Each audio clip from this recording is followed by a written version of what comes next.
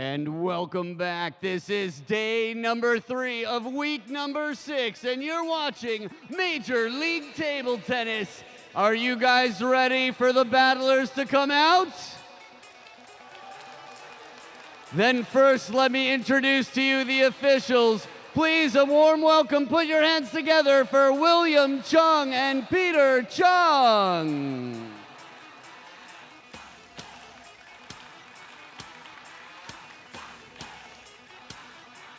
And the first team to come in is in 3rd place with 85 points currently, and they're looking to rack some up here today.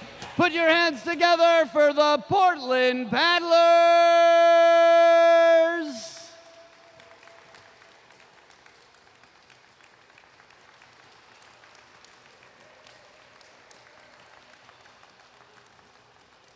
And their opponents in 4th place had a big win just last night. Make some noise for Texas Smash!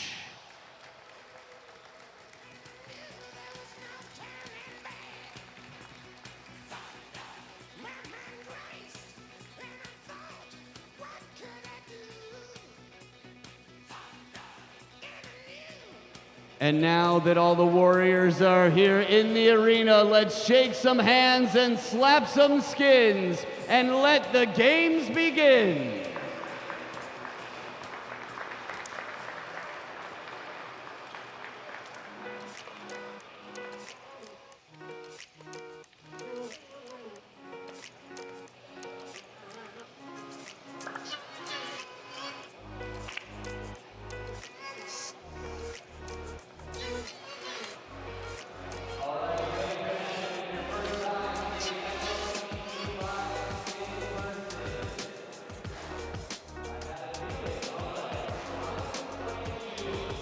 Let the games begin indeed. We're here for the 3rd and final day here at the Alameda County Fairgrounds. Week 6 of Major League Table Tennis, and we're going to see the Portland Paddlers face off with the Texas Smash. It's been a thrilling weekend with packed audiences here in this venue and some really exciting matches that has seen the Bay Area Blasters take the top of the table. It's a position they're going to want to try and keep and capitalize on today. But the Texas Smash, again, they have a point to prove. They had a great match last night and gained some ground from the bottom of the table. Sean, how important is this match for the Texas Smash and the Bay Area Blasters, who want to try and capitalize on that lead? Well, both teams definitely want to get closer to the top. I mean, they're still within striking range to make the playoffs. So Portland, they've had a dry run. They're trying to get out into the winner's column. And of course, next month is the cross division, so there's going to be a lot of opportunities to pick up points. These matches are even more important just to try and narrow those margins down. We've got a really exciting lineup for this showdown between the Portland Paddlers and the Texas Smash. You can see those playing orders coming up on screen now. Going to get things started with Cole and David Macbeth. And David played exceptionally well last night, taking 3 points against Ma Jinbao. Excellent play to help Texas get their first win of the season. Right and now, of course, we've had like a number of good youth matchups. We'll have another one between Daniel Tran and Nandan Naresh. Interesting doubles combination from Texas Smash coming in, Kasahara and Amy Wong against the very stable combination of Cole and Rachel Sung. Jonathan McDonald and Johan Rebete, they're going to have a bit of a rematch from week 4. And then it's going to round off with Jiwei Shah and Hiromitsu Kasahara before the Golden Game.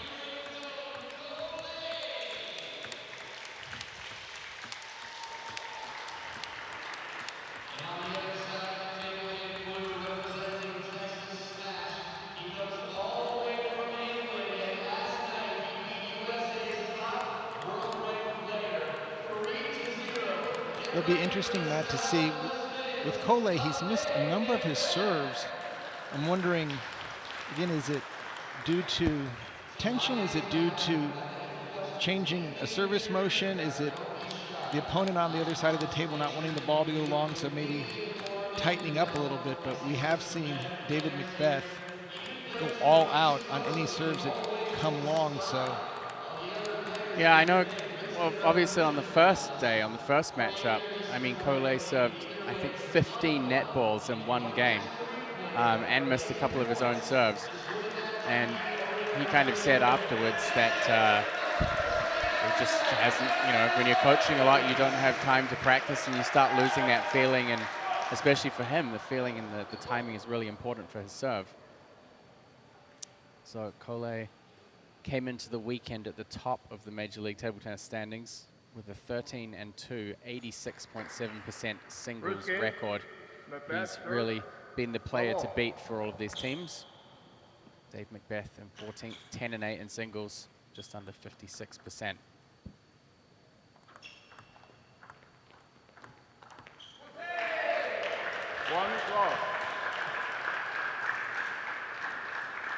Both have very similar serves, employing the reverse pendulum, basically the same as a backhand serve, having the benefit of being able to play their forehand much easier.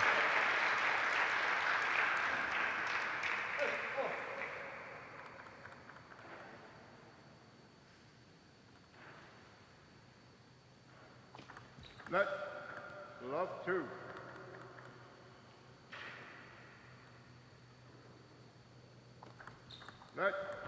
Here come the Lets. Yeah.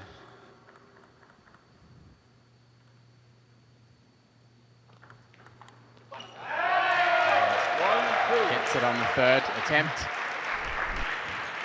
I guess with Collet's reverse, there's such heavy rotation, sometimes he doesn't get the forward momentum on the serve. He's so focused on generating heavy rotation. And that's what happens if the ball does go long. We saw it last night. Macbeth just jumping on top of it. Great leverage, 6'4" frame. And that's a serve that got away from Macbeth at the same time. Now, Macbeth and Collet played the opening match in week 4. Collet taking a 3-0 win that helped Portland get a 17-4 victory over the Texas Smash. These two teams from weeks 2 and 4 are currently 1-1. Texas clutching the win in week 2. I was speaking to the Portland coach, Christian Lillarus. He was saying this is one match he definitely feels they're the underdog going in, although they do have a prior victory.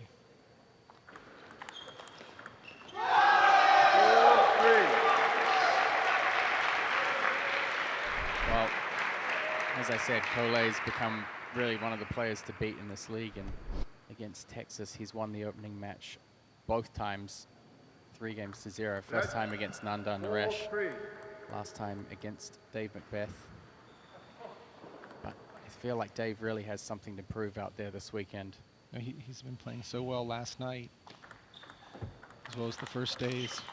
Well, here they get into a counter-looping rally. Collet takes it. Macbeth going for broke.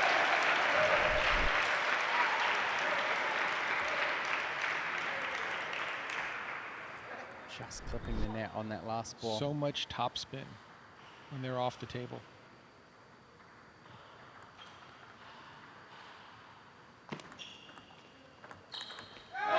Macbeth over the table with the backhand. And he's really moving a lot better. You can see on this one how quickly he got in.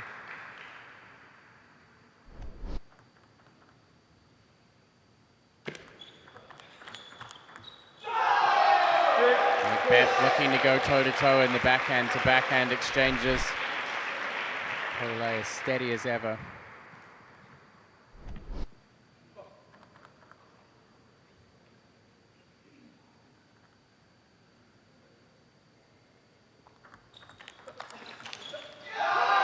Nice flip by Macbeth, but Collet completely ready, able to get his third ball attack going.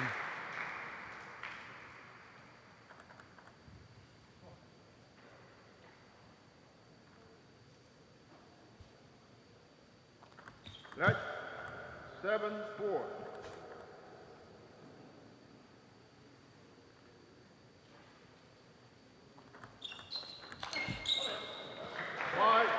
This is the follow-up. Macbeth keeping within 2. These two serves are going to be important for him to try and draw things level here in game one.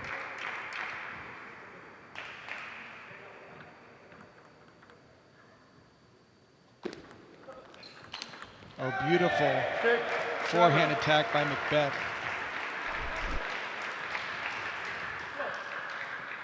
Great counter straight down the middle of the table.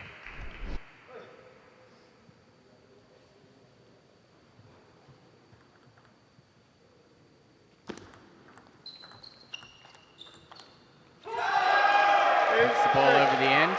Collet maintaining that 2-point margin.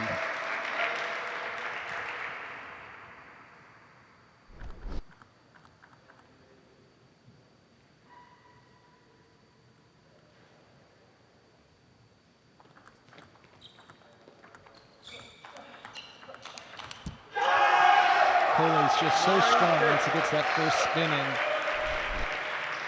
Almost expect another forehand. Places it so well. Macbeth definitely on the defense. Portland coach Christian Lillerus.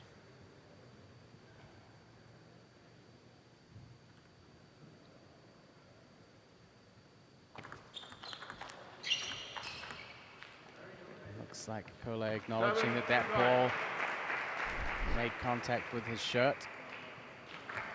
Perfect placement from Macbeth. And the one thing that I really liked about that, Matt, was that Macbeth just put the ball on the table. He didn't catch it, didn't get into any type of situation where if the referee or the umpire don't leave it to chance. Yeah, and Collet, great sportsman, just quickly acknowledged it. Now Macbeth within one.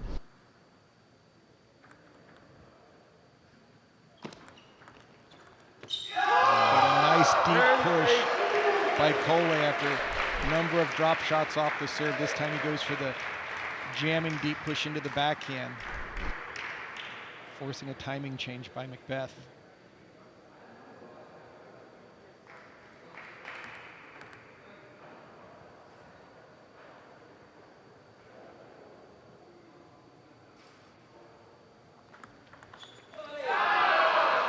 And Collet comes out strong, taking game number one.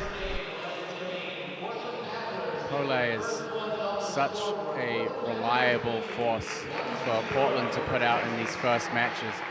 He's really a player that never really gives you any opportunity to win points. You really have to earn every ball that you set up, every ball that you try and win the point with. Because he really just doesn't make that many unforced errors. Everything is so tight. His serves are double bouncing. His opening loop is low. Moves the ball around exceptionally well. Not much wasted energy. And his short game on the serve return is very strong. See some highlights here from Collet's opening performance.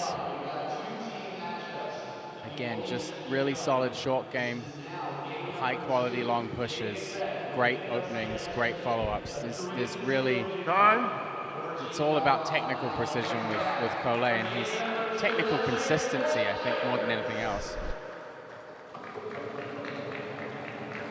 So Dave Macbeth is going to have to Second game.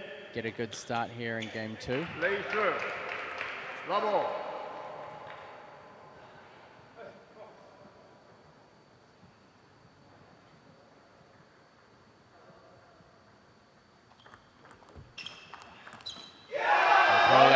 Getting the show started here.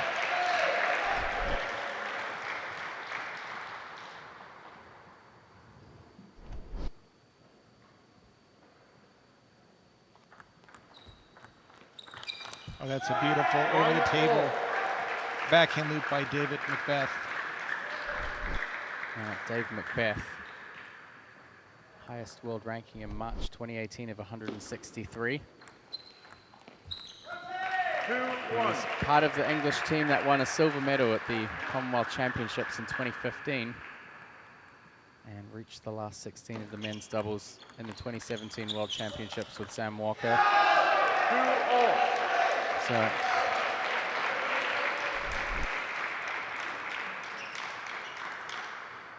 few accolades to his name. Also that men's team bronze in 2018 at the World Team Cup in London on home ground. England's done exceptionally well in the team events. Pitchford, Sam Walker, Mr. Drinkle, done exceptionally well.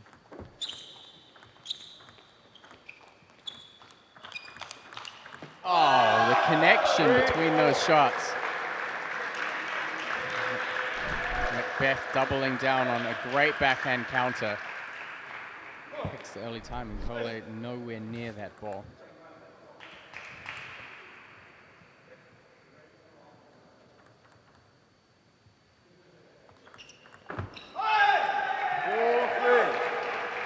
And Dave Macbeth takes the lead.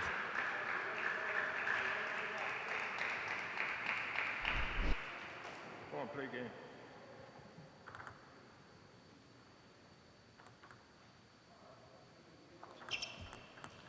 Macbeth this time with a serve error.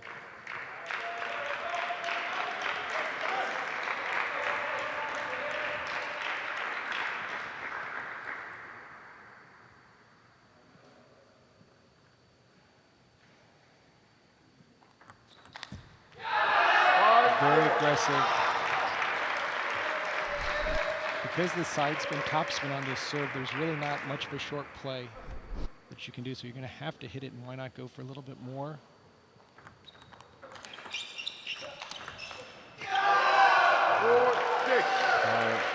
Just impeccable placement there. Macbeth out of position, back from the table.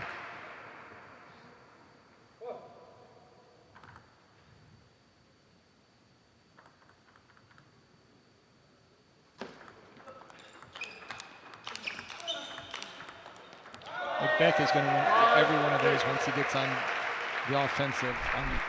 Once he gets to midcourt, just so strong, really scrambling. Macbeth has such controlled forehand strokes. Never see him really take a wild shot unless the ball's hit the net, or maybe if they hit it into his body. Very clean technique. The one area I would love to see him continue to do well on is moving his feet. Sometimes he seems a little bit stationary on that first or second ball. Macbeth going toe-to-toe here in game 2.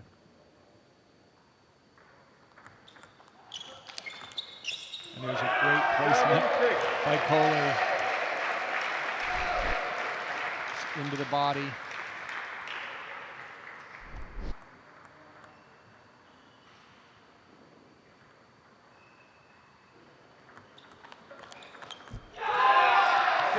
Aggressive serve return.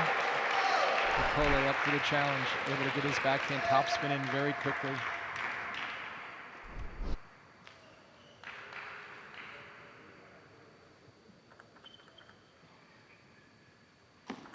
Net 6-8.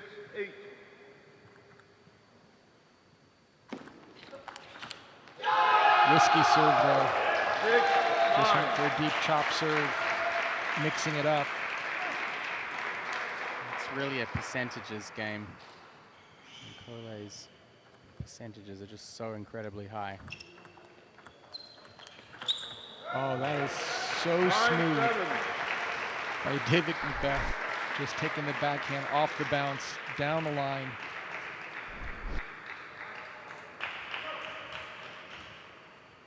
A little reminiscent of his teammate Amy Wong.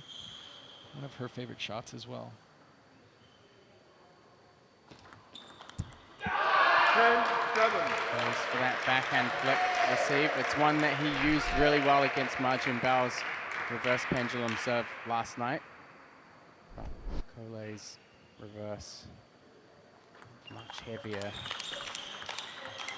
And there you just see Macbeth, once he gets a little bit of distance from the table, so smooth, so controlled. But this rally, I mean, it's a perfect example that shows you how high pace and how high quality your shots have to be just to try and get Cole a little bit off balance.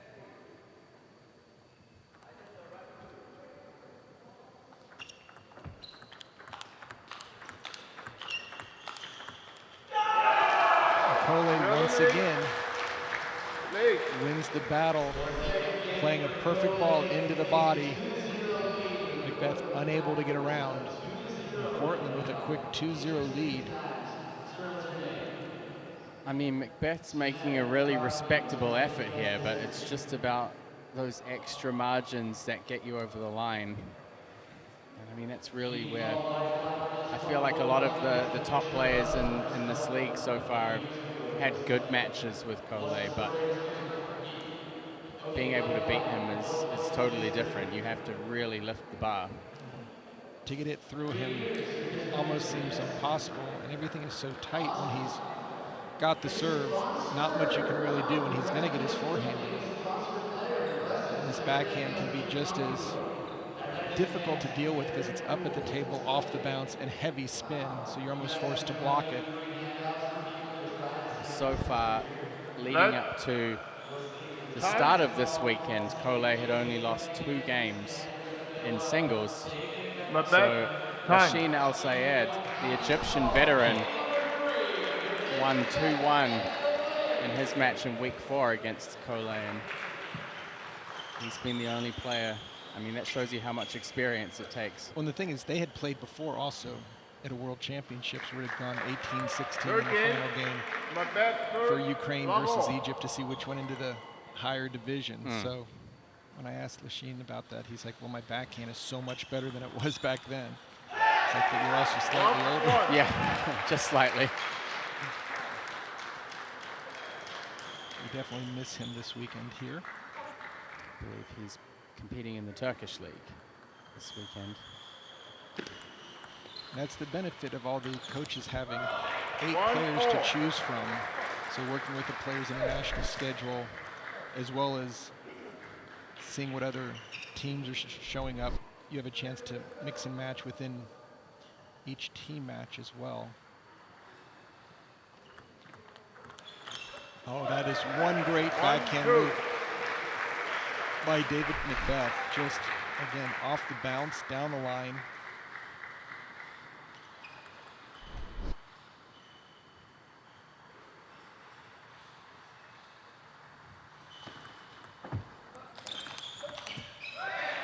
And this is the type of early lead that Macbeth needs in order to be a little bit more comfortable and take full shots and not feel like he's going to lose ground if he doesn't keep the pace up. That half long serve. 3-2. Not going to cut it. Cole just skims the back edge of the table.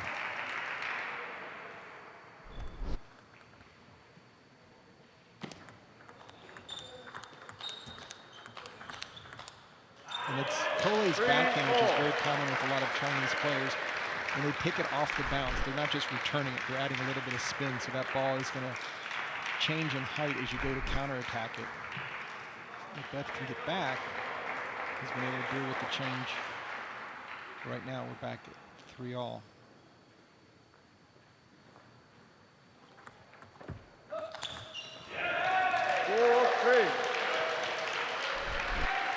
There's so much spin and speed. And the placement is always impeccable. They're switching up to the backhand serve.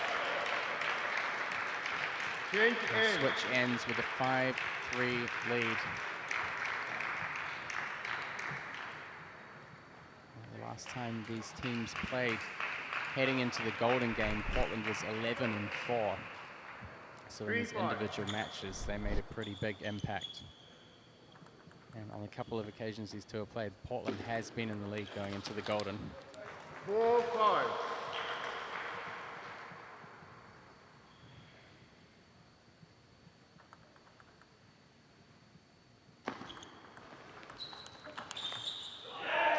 Take 4. So funny to see an opening loop that puts you out of position. Cole so strong with the counterattack.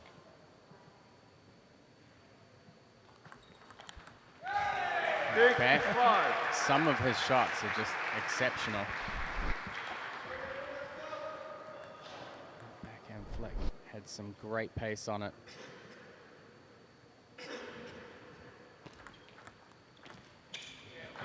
6-4. And again, Macbeth drawing things even here towards the middle of the game. In the second, this is where we saw Cole pull away a little bit, so there's some pressure on Macbeth to try and push ahead here.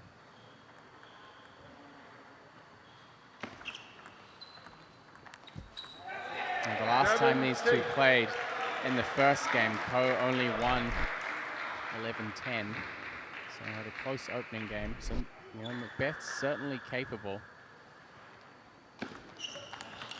Again, just to serve that, going for some variation with the depth. This isn't one that Cole is going to have an issue with.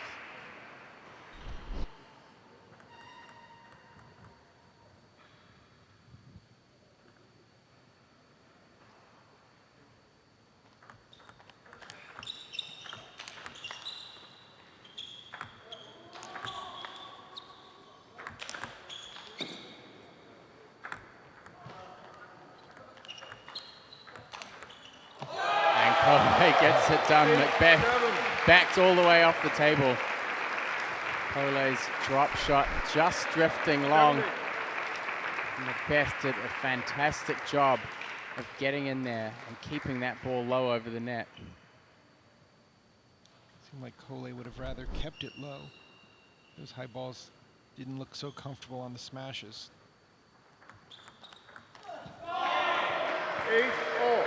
And of course, our next singles match is going to be between Daniel Tran and Nanda Naresh, two of USA's top youth table tennis players.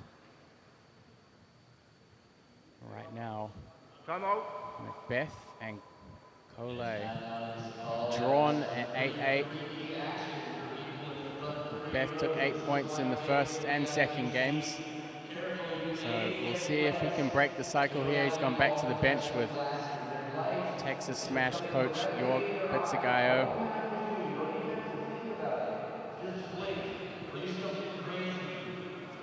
Texas Smash last night had an inspired victory over the Bay Area Blasters. The big home crowd filled stands for the Bay Area Blasters, so against the immense pressure, it was Amy Wong who brought things home for Texas in the Golden Game.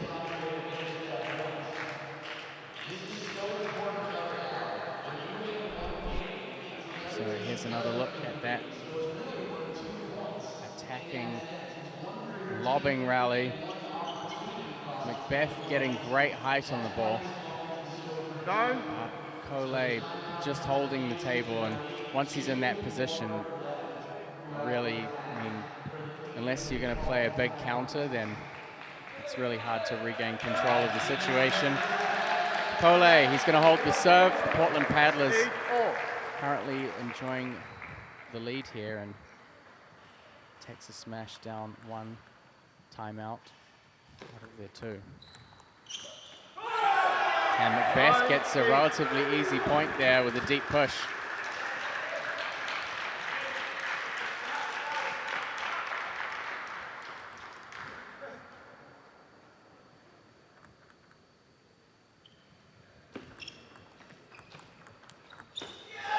That time Cole much better off the deep push, able to get his backhand going. And he will have his own serve now at 9-all.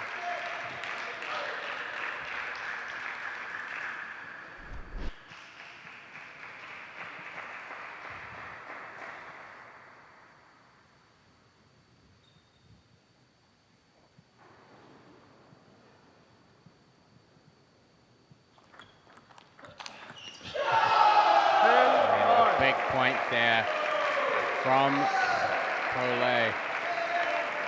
Sets himself up with game point.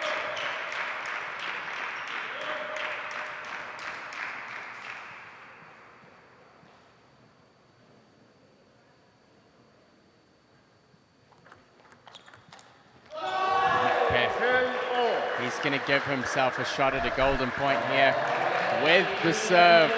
10 points each. Of course, in Major League Table Tennis format, there is no deuce. It's no win by two. It's one golden point. Beth really needs to keep this serve short. Seems every time he's let it go long or forced it long, Cole's jumped on it. And you almost have to wonder, that ball looked like it drifted a little bit long on the receive.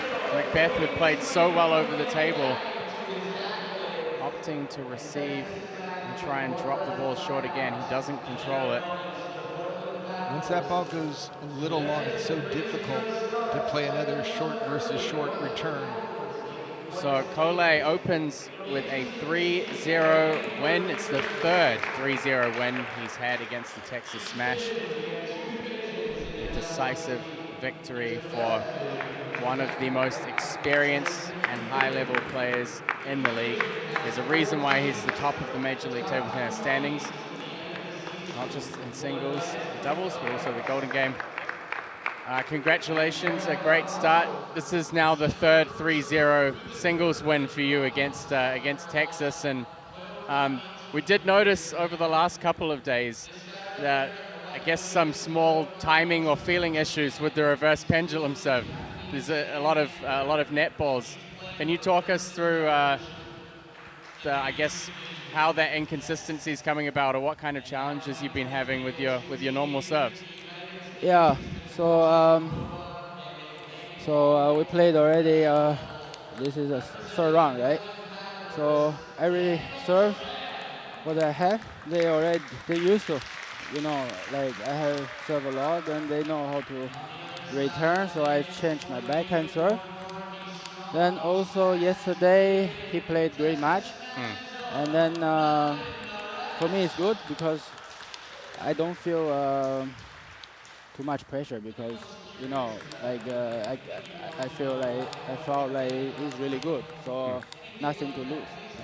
That's the key. Yeah. And so one of the things I was just asking, with your reverse pendulum serve, the ball's been hitting the net quite a lot this weekend. All right.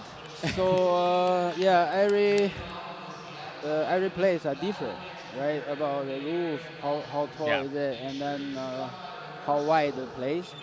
So every table, you know, in this place are different. So I don't have enough time to, you know, to training serve here. Right. Yeah, even you training serve really good at home, but still are different. Yeah. That's why so nervous. Always net. Yeah. Well, it seems that at the big points you play very well. We had an exciting point when you were smashing the lobs, and then you went for the drop shot. So we've got the next match coming up right now. Congratulations, great win. We'll see you in the doubles. Yeah, thank you. Bye. Nice to get a bit of insight into the net serve. Won't call it a situation, but all right, on table now. Daniel Tran, the left-hander from Texas, but not representing Texas, of course. He's playing for the Portland Paddlers. He's facing off against Nandan Naresh.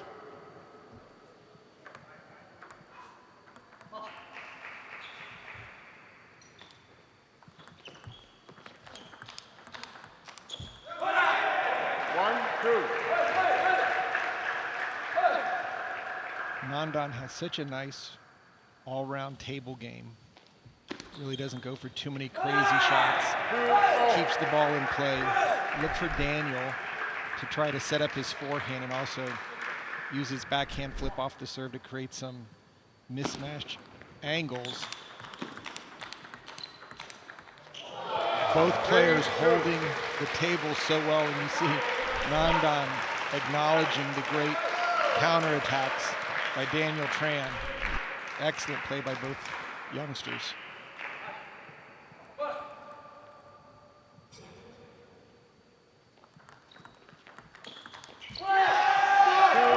Tran getting the ball out to the forehand corner.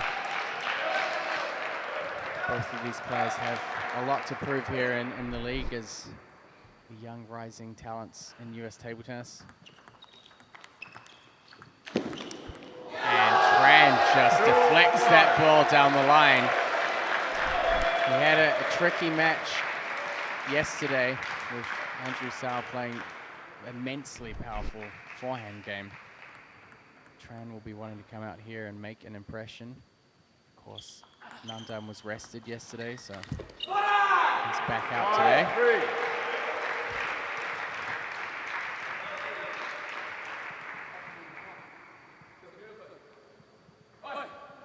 Nandan, the winner of the US men's national team trial this year.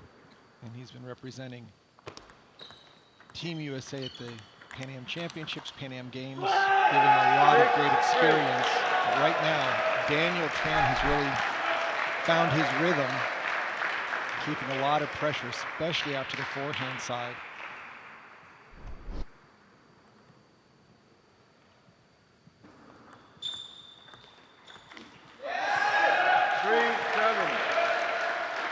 And coming over the table with a backhand flick.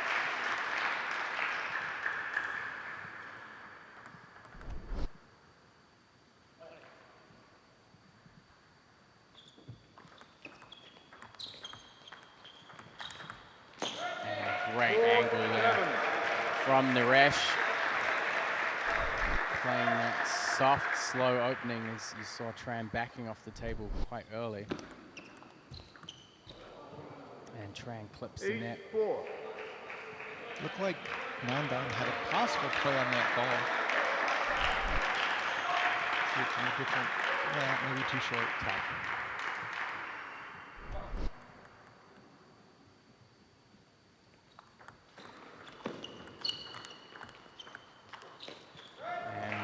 Throws in the chop block.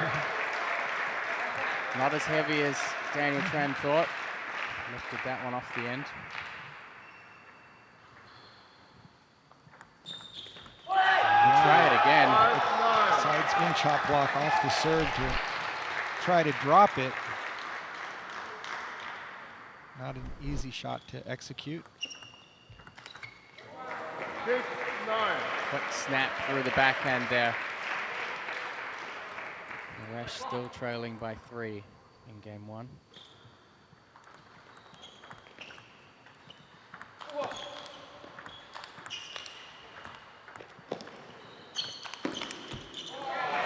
Great point from Naresh, keeps in control. Tran picking himself back up off the ground, and that point. Once again, trying to line up that backhand punch down the line. 2 big serves for Daniel Tran.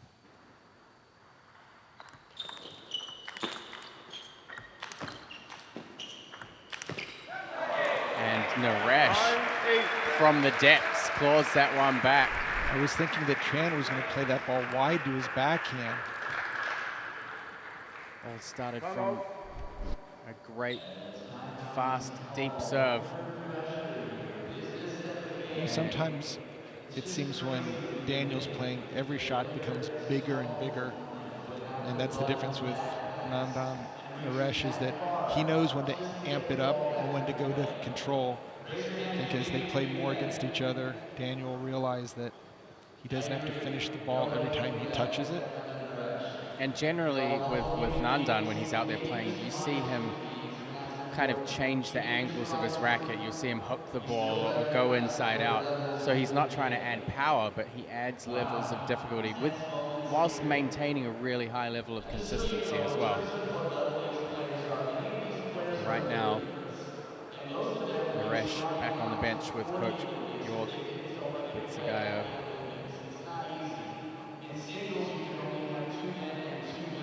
So, second singles match. Both of the teams have used one timeout. Of course, a bit of a reminder on screen there about the Major League Table Tennis Fantasy League at fantasizer.com. I will say one thing, Sean. Evan Lepler has been very quiet this week. I know, he hasn't. Haven't seen him posting much atop the rankings or.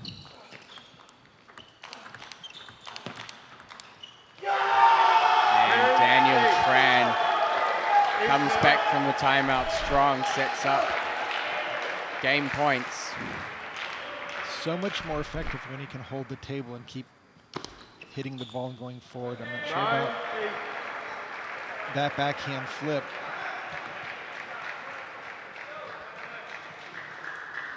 Nandan took that serve down the line.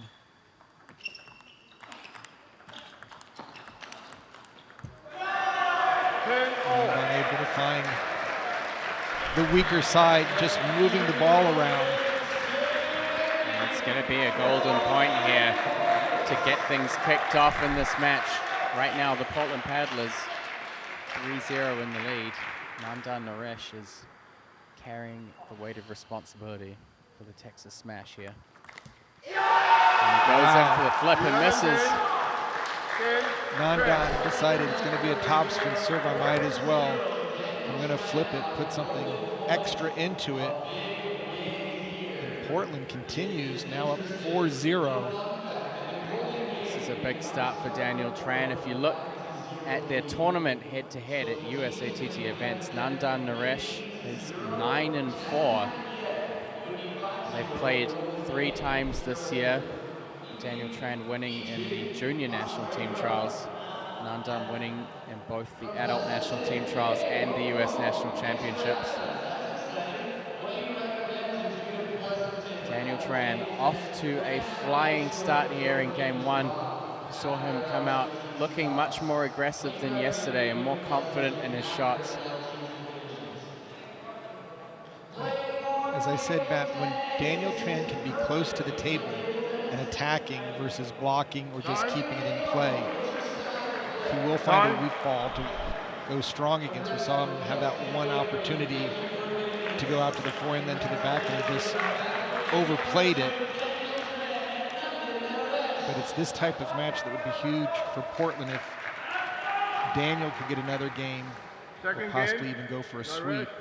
Especially going into the doubles. Let love all.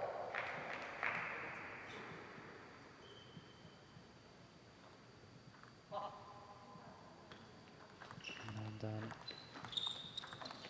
testing the ball toss there with the lighting. Not sure usually what the ruling would be for that. Normally players won't actually toss the ball. I think usually once you start the ball toss, that's the start of your serve motion, but you have to do it before the umpire's watching. Yeah. Well, we've had a couple of umpires here, Peter and William Chung, who've been here all weekend, Friday, Saturday, and today umpiring these matches. Certainly a tough job at the best times. Nandan Naresh with the redirect.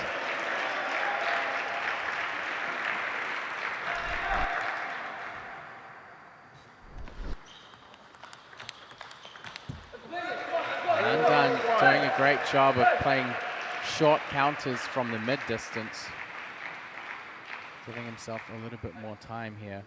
On a 4-0 run right now.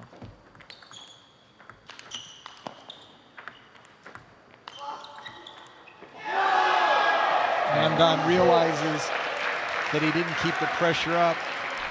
Daniel Tran able to hook one more ball back. And Nandan tried to step around that ball, but it was going right into his body.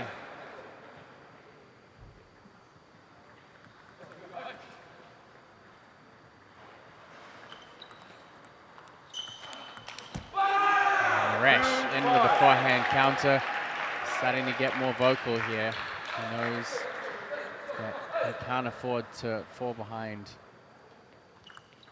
And more from here. Very aggressive on some of these short serves.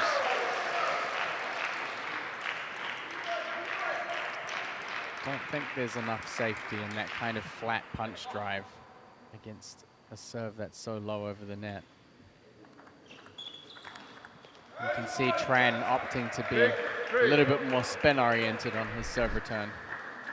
Doesn't quite put as much pressure, but fine balance between playing aggressively and being consistent. 3-7. Nandan knows that Daniel wants to play that serve return with his back, and so he's constantly moving the serve around, hoping to catch him a little flat-footed. On that ball, just a deeper push. Daniel has to decide, is he going to just heavy spin it or is he going to drive it, but you can't do both shots.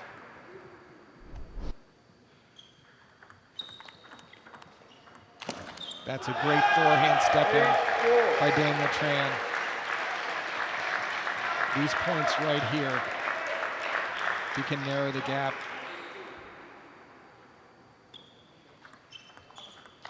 A little bit late on that contact from Naresh.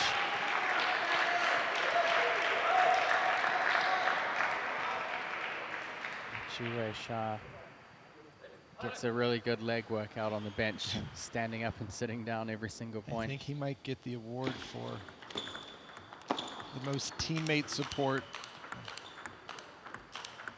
And what a rally from both players, but Nandan Naresh gets the forehand down the line to seal the deal.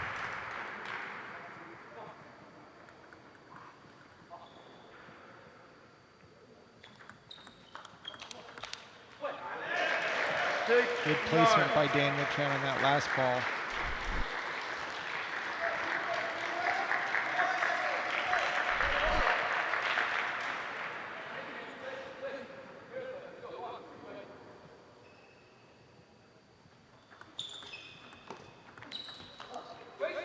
That's just a super opening by Nandan. Just reminds me of both Macbeth and Collet. Heavy spin, nothing to work with, but well placed.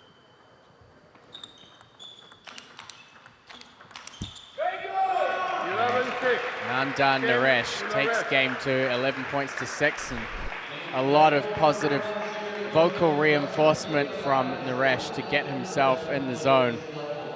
And getting Texas on the board with their first game win here in match 2.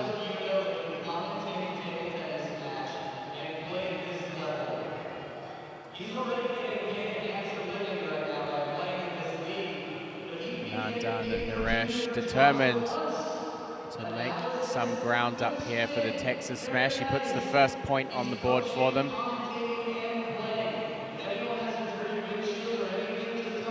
We've seen him go inside out on a number of balls out to the forehand. Not uncommon to attack a lefty wide out, keep him out of that backhand corner, but Nandan's also missed a number of serves that he's really tended to overplay. Time. Tran in the first game started out aggressively, Yeah, but Tran. well balanced. I think Naresh. in that second game he found it a little bit difficult. Maybe went a little bit too much with the counterattacks. And also I think Nandan did a nice job of moving his serve around, trying to... Some players here from Table Tennis America, one of the Change serve. Love all. stronger clubs in the Bay Area, California region.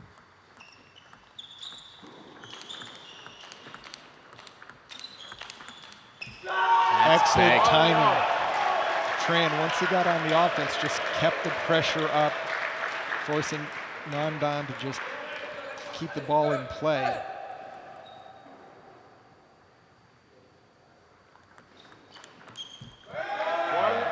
Snappy forehand opening there from Naresh. For Daniel Tran being left-handed, the angles are so important.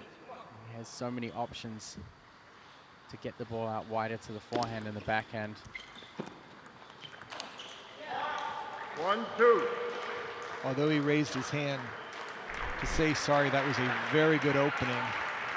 A lot more spin than speed, not taking any risk, forcing Nandan to make a bigger shot to bring it down.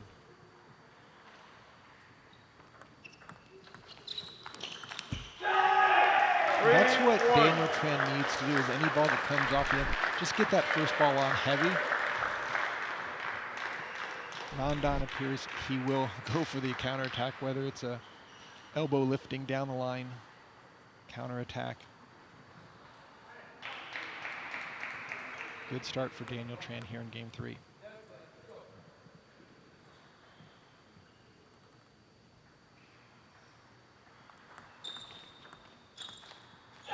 Good placement by Tran. Got Naresh to play that backhand from the forehand side.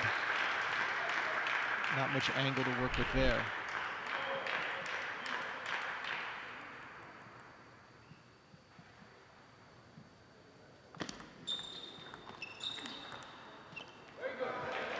Naresh moving in here. Certainly doesn't want to let Daniel Tran get away too far with the scoreline. 2 times in a row, just quality backhand openings by Nandan.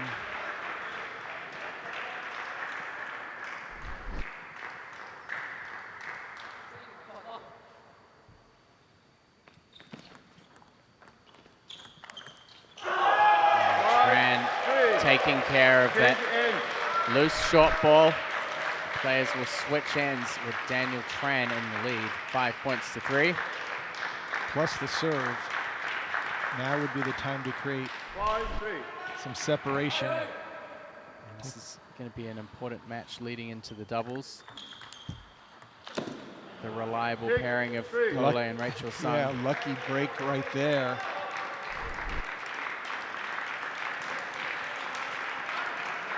Nandan had all the time in the world. Another big point. Excellent third ball attack. At this point, you really have to think Nandan's just got to dig the ball in. I mean, he's trying to drop the ball short against the serve that he seems to know is a lot of topspin serves, and we heard Andrew Sal talk about it yesterday, that he knew a lot of the serves were topspin as well. There's that loop out to the forehand side. I think coming into this match, Texas was probably looking at a sweep potential just based on Nandan's recent results, but right now, that's a strong backhand. Right now, with the serve, Daniel Tran is in the driver's seat at 7-5. All he has to do is trade points for the next couple. Come out with a 2-1 victory. Net 7-5.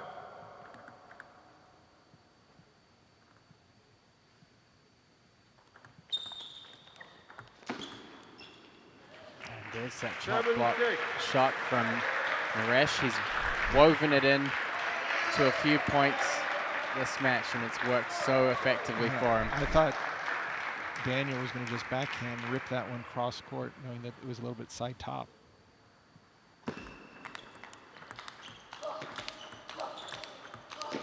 And Nandan Naresh putting a perfect amount of pressure there with that backhand punch. Just stayed in control. He ties things up at 7 points each. Showing he's up to the challenge here. Net 7-all.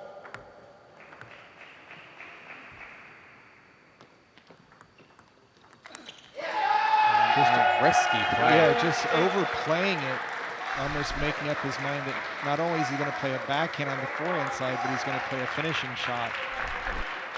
Definitely it'd be difficult to play that safe and then cover the wide backhand. And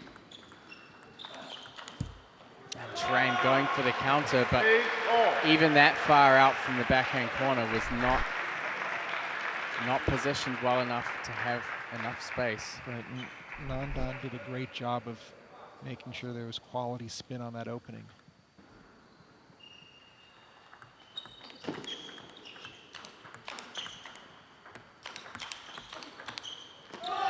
What a play. Daniel Tran doing an outstanding job of shifting the ball around, but Nandan, again, finding that balance of consistency and speed.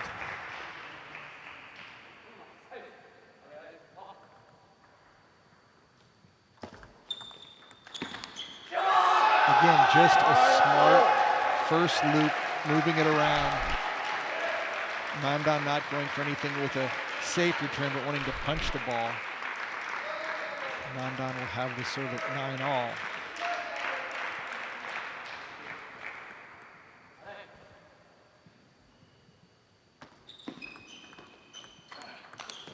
And a great deep first loop opening there from Naresh. You can see how low he got. Preparation for that ball. It's going to set him up with at least 1 game point here. Net 10-9. Net 10-9. At least we know he's keeping that serve low. Net 10-9. Oh, that's going to put the audience on the edge of their seats. 3 net serves in a row. Naresh just walking around a little bit. Try and hit the reset button. And you could almost tell that Daniel Tran was ready for a potentially looser serve. Naresh driving that ball a little bit higher to clear the net. And now Tran with the serve.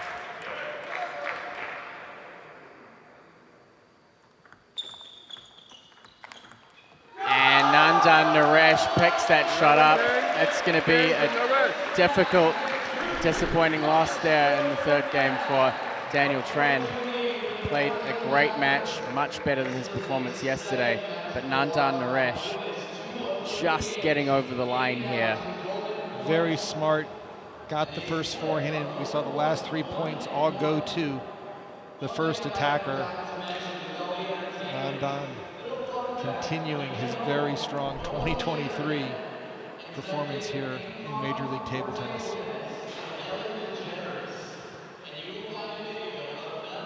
Nandan will be relieved to get that match out of the way. Certainly, Daniel Tran put him under a lot of pressure. Naresh is going to head over here. We're going to see some of his insights on his performance there against Daniel Tran. 2-1. Nandan, you're probably a little bit relieved to get that match out of the way. It was a gritty back and forth. I think throughout the second you managed to get a little bit more positive and give yourself some positive reinforcements. Daniel today played much more aggressive than yesterday. What were some of the things that you were trying to do to slow him down a little bit? I saw some chop blocks in there and a few little things to try and mess his rhythm up. Yeah, I mean, the chop blocks were pretty important because that against the lefty is very effective. And I was trying to open up into his wide forehand a lot more. I mean, sometimes still to the backhand, but I was really trying to focus on going wide to the forehand. And what has been playing for Team USA this past summer, how has that helped you in coming back to Major League Table Tennis, getting a chance to play all the best Americans? I think it's given me a lot of experience to play in this high-level league. Like, all of the people that I've been playing like over the summer, they're all very high caliber players, and coming back and being able to use those skills here, it's great. And Nandan, you've expressed to me explicitly that your goal here is to get the best point this weekend. What are you going to bring in the Golden Game? I need to see something. I need to see something high level. There was nothing good in that one. There were some good points, but you know, to get the best one, I think we're going to have to see something. Okay, I'll bring a beauty in Golden Game. All right, you heard it from Nandan. The best is yet to come. Nandan, we'll see you in the Golden Game. Thank you. We're going to head into the doubles here. Another mixed doubles matchup between Portland Paddlers' reliable pairing of Kole and Rachel Sung. And they're going to face Hiromitsu Kasahara and Amy Wong.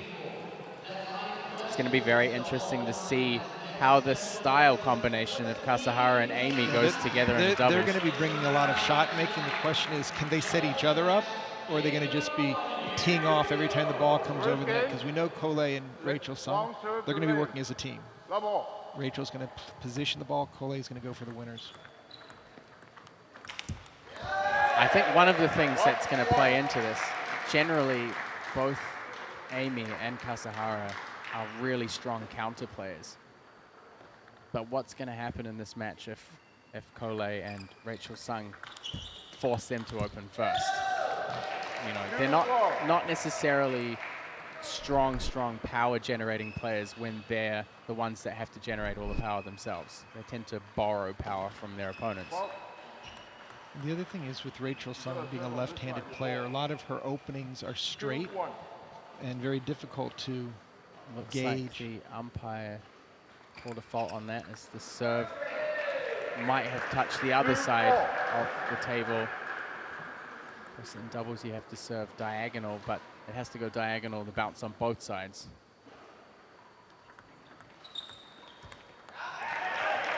2-3.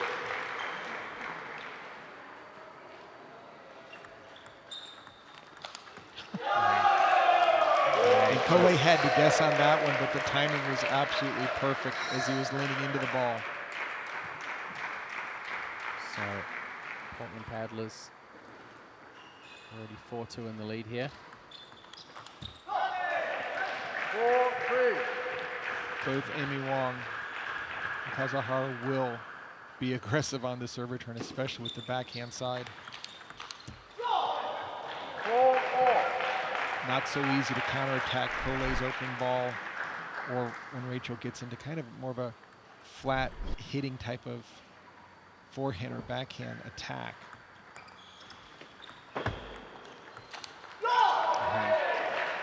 Ole throwing himself on the ground to try and bring that ball down for the counter. Amy Wong, great backhand opening. And there's the over the table backhand by Amy Wong out to the forehand. Very effective, great placement.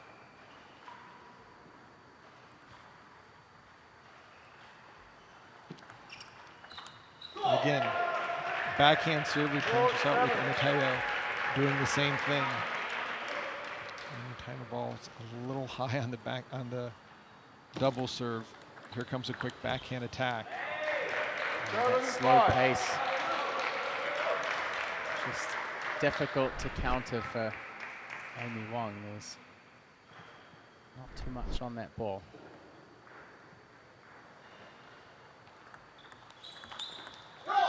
Must be interesting for Rachel and Amy. I mean, I know they've played each other a number of times, maybe not as much in the last couple of years, but off the table, very, very good friends, and I believe college roommates at the moment. So it's got to be strange to be in a professional league at the opposite ends of the table. Wow. That might get a top 10 for speed. What a bullet. 9-7. So the Portland Paddlers closing in a little bit here. Still trailing 7 points to 9. Amy Wong with the serve for the Texas smash.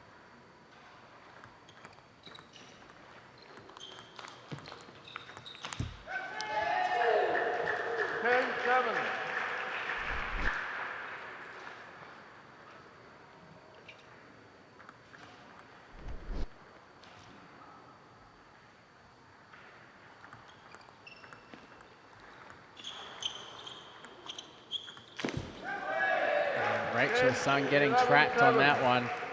The Texas Smash are going to take the first game.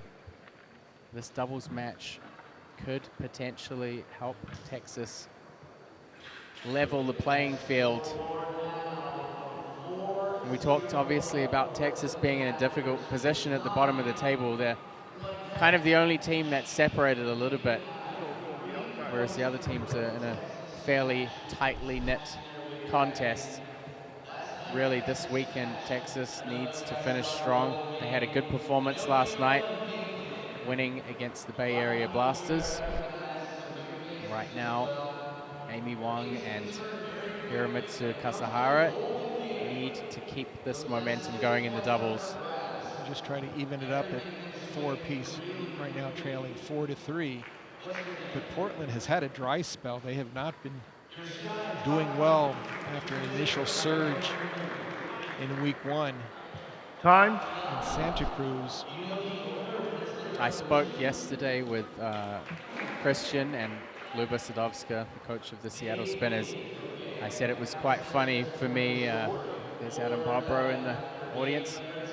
It's quite funny for me that Christian came into this in the beginning with the blog saying his team was going to come last. So they came in with that underdog mentality and played unbelievably.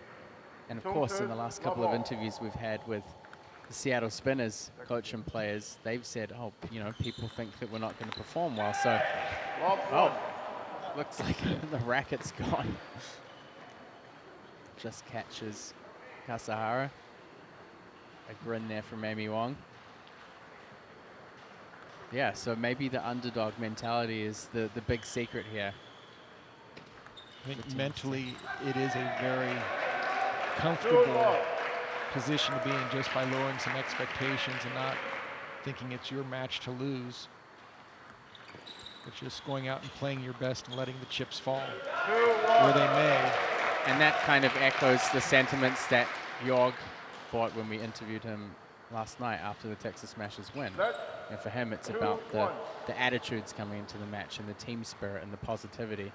And at the end of the day, win or lose, Yeah, that's if the what he attitudes wants. are there, the wins will come. It's when the attitude isn't there that the losses are within striking range. So, and the number of close matches. Silent bench syndrome. Rachel's just really having a tough time finding her rhythm.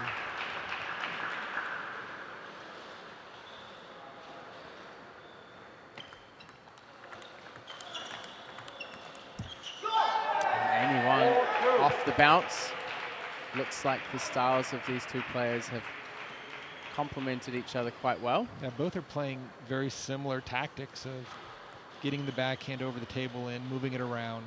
And with this righty-lefty opponent, getting the ball out. And Amy Wong just puts that away. And you can see the difference between Amy's smash and what Rachel has done. Amy, no hesitation driving through the ball. Rachel's been reaching a little bit more. 3-5.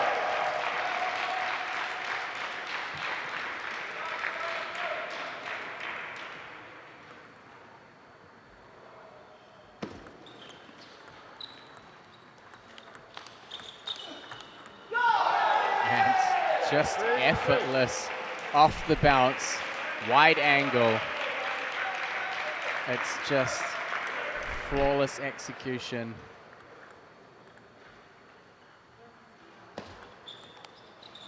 And there, the aggressive backhand serve return. Really going 50-50.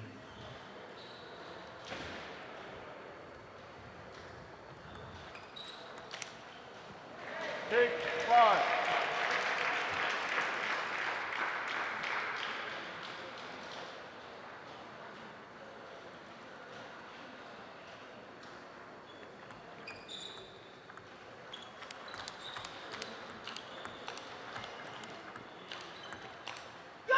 And what an exchange between these two doubles pairs. 2 knockdowns of Cole as he fights to keep the ball into play. Kasahara, such a smart decision to go back to that same placement that put Cole off balance the first time. That's a tough ball to reloop. Rachel did a nice job of just getting that first heavy spin in. Kasahara's going to have a handful if he's going to reloop that from below the net. 7-all. Risky serve return there. Portland back even here in game 2 after dropping game 1 of 11-7. You can keep up with everything Major League Table Tennis on the homepage, mltt.com. 7-all. Not just news scores, but also standings, stats.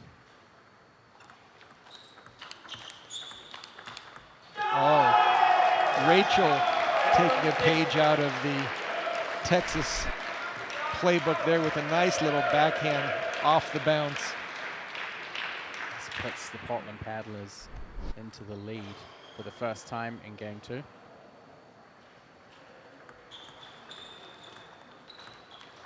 A great placement by Amy. 8-all.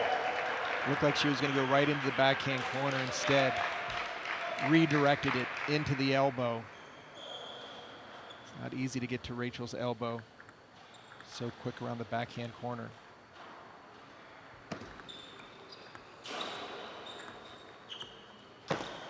Kasahara just a little bit too soft, and you could see he'd already backed off a little. It was a smart move by Rachel to drop one more ball short. 9-8. Cole and Rachel Sung. 9-all. Kasahara has done a fantastic job of pressuring Cole in this second game.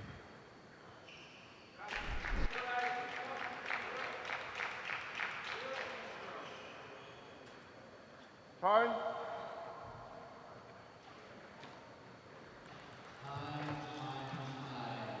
Time indeed. Timeout. Sending the players back to the bench, and it is Christian Lilierus of the Portland Paddlers using his second timeout. That means that the Portland Paddlers will go into the last two singles matches without any timeouts remaining. They won't have another opportunity to use a timeout until the golden game. And that shows you recognition from Christian Lilierus of the importance of this doubles match and keeping Portland Paddlers in the lead. Anytime within striking range, if you can use those timeouts to affect the tactics, or for some of these players, give them even a little bit of a breather. We've certainly started to see Rachel Sung be more consistent, and she's really been a key player. And Cole himself has talked about how important her role has been in being a solid anchor, getting those first opening loops in, great placement.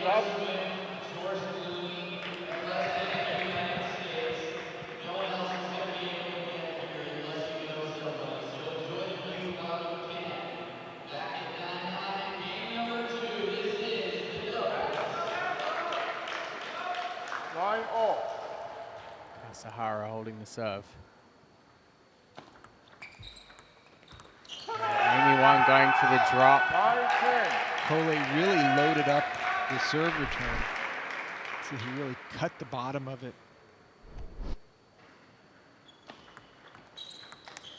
And Amy Wong goes for a risky forehand flip. And off the back of Kasahara's serves, the Portland Paddlers win 2 points on the receive, and it gives them the second game. And it looked like possibly Amy was reading the amount of spin from the prior one. This time, Cole didn't get nearly as much. And when she went from the flip, with less underspin on the ball, just goes deep. Cole has been not just a force in the singles, but also in the doubles. Cole and Rachel Sung in week 2 won 3 games to 0 against Kasahara and Daryl Sao. Then, in the absence of Rachel Sung at the Pan Am Games in week 4, Cole and Kayla Goodwin winning 2 games to 1 over Dave Macbeth and Ying Wong. And you're never going to be bad off going for Cole in your fantasy team. Wow, I'm there every He's every the first West pick Division. on, I would think, at least 80% of the players in the event. Yeah, certainly. I mean, as I said, there's a reason why he's at the top of the Major League Table Tennis standings. It'll be interesting to see how those standings update after this weekend. But coming into the weekend, I mean, an 86.7% singles record. He's one of the few players in the league that has a positive win ratio across singles, doubles, and the golden game. Triple threat.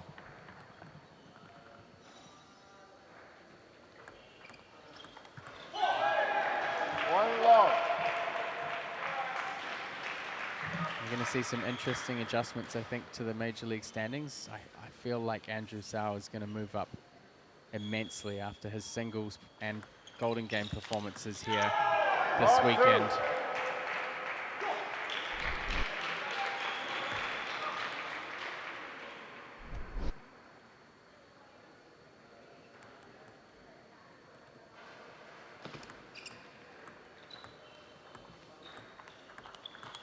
Nice backhand opening by Rachel Sung.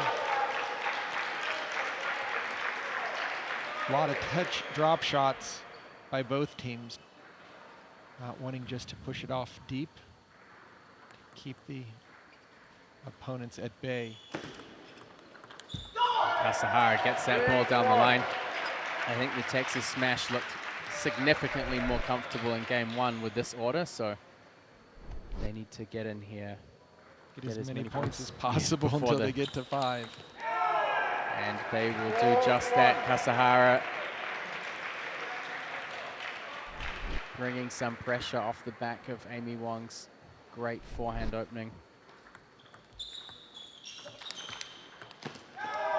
Kasahara doing a great job there.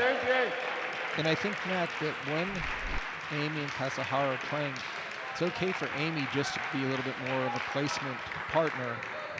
When both of them are going for shots, it's not usually the best shot that they're going to try to finish the ball with. 1-5. They both have so much firepower, but definitely smart to help set your partner up.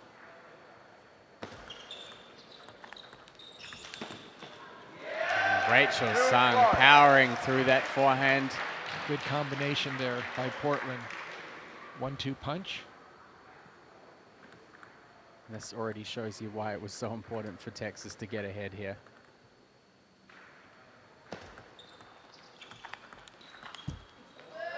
Rachel a little early on that last backhand.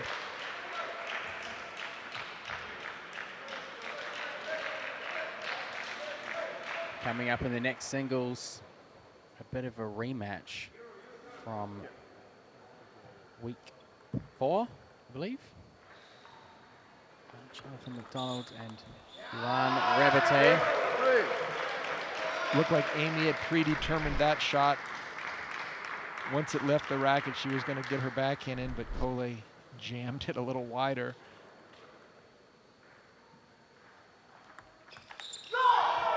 And Cole popping that serve long over the end. And Kasahara doing a nice job of mixing up the spin.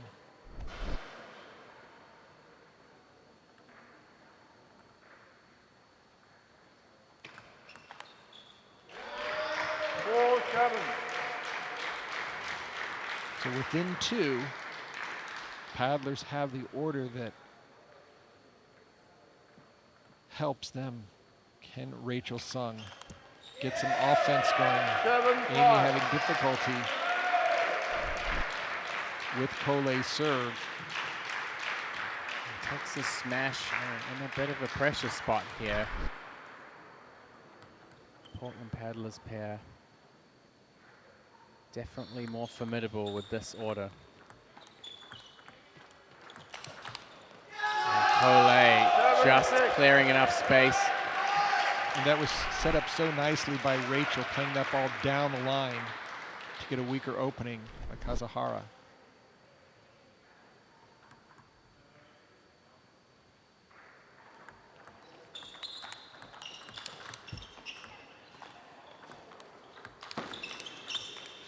What a backhand by Kasahara. That got David Macbeth to stand up. Oh, and that's see the bumping into each other. Moment from Amy. We've had one bump as well as a racket get caught on a backswing.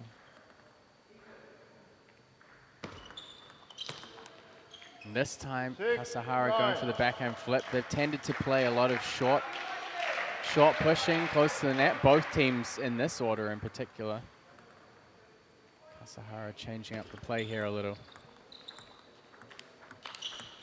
And his counters have just been immaculate. He's going to get the little MVP award for the second half of this doubles match. He's just come alive and really stepped up his game.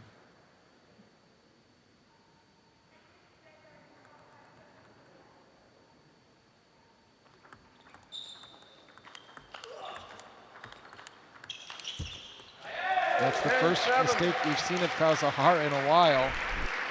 Maybe a little bit too far back from the table on that one. Not easy to cross your body.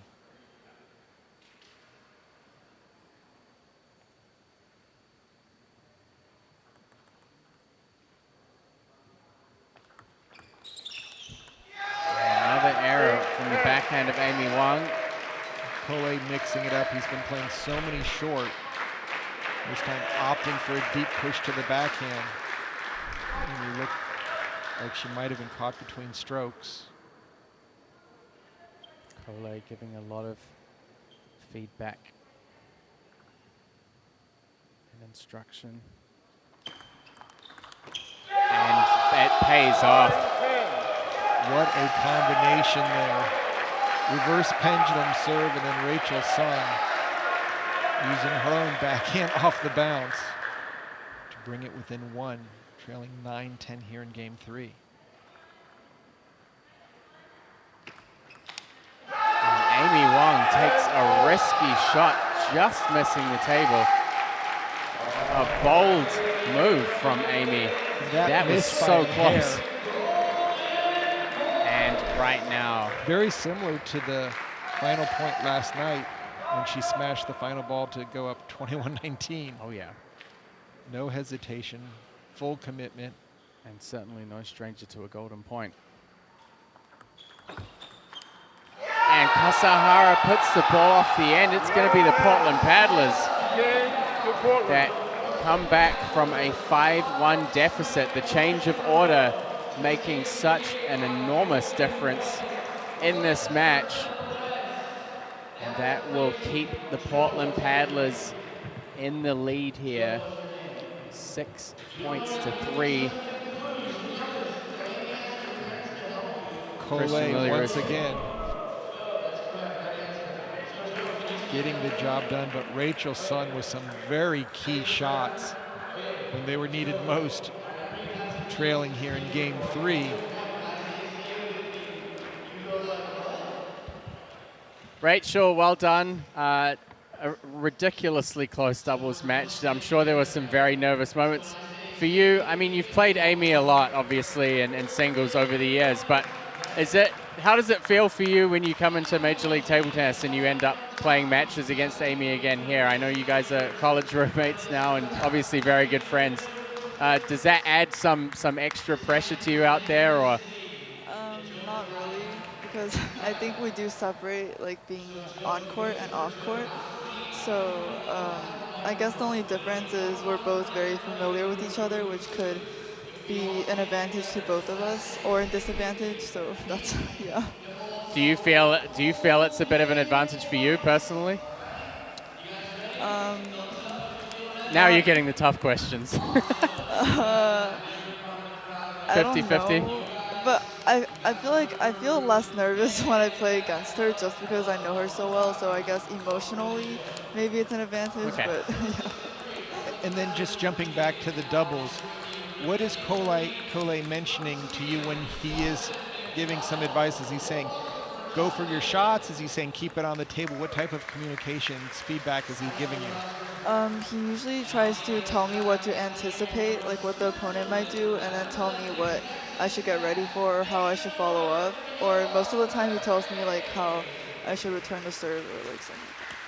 And you guys were down 5-1 in the third game. Obviously you switched the sides of the table and were in a more comfortable order for you guys. How important was the short game for you guys in that third game? Yeah, I think in moments like the third game, it's always best to just keep it short first. So you try to get the first opening because it's really hard to block when you're nervous. So I think that's what we tried to do. Well, a great job there to get that match done, and you'll keep Portland in the lead. So well done, and we'll see you in the golden game. Thank you. A great comeback from Portland there. Again, 5-1, they were down in the third. And it's keeping a sweep level of 3 games of a lead. So if Jonathan McDonald can take at least one going into the 4th singles match with Jiwei Shah against Kazuhara, who I believe they have played before in the Combine, and Jiwei might have won that head-to-head match. Anything can happen in the golden game. McDonald keeping the ball well under control. Now, again, these two did play in week 4. McDonald and Rebete, with Rebete winning 2-1, but that third game was decided by a golden point in the favor of Rebete. 3-1. Juan trying to get a back shot in there. Of course, Rebete came out here and faced the home favorite Lily Zhang. yesterday evening. And her crowd. And her mob. 3-1. Sporting her favorite color, yellow,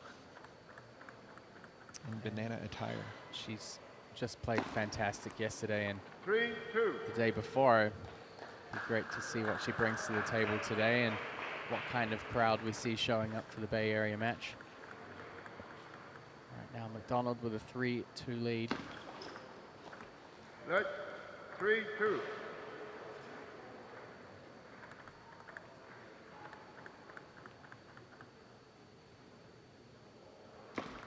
Net 3-2. Net serves continue.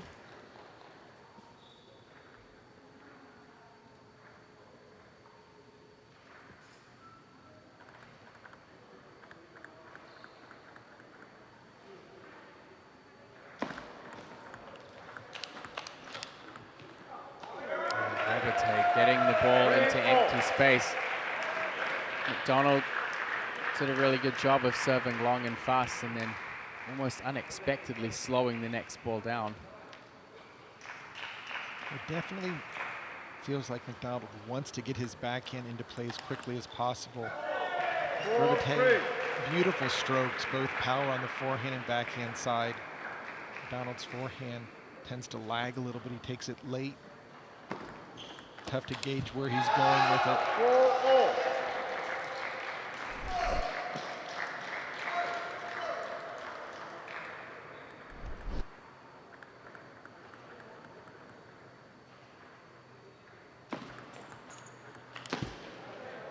4-4.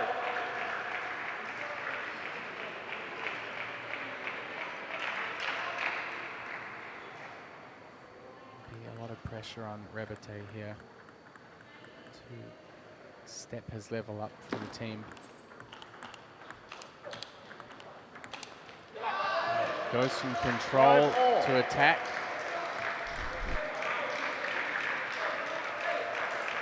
You could see McDonald just lifting that ball a little higher.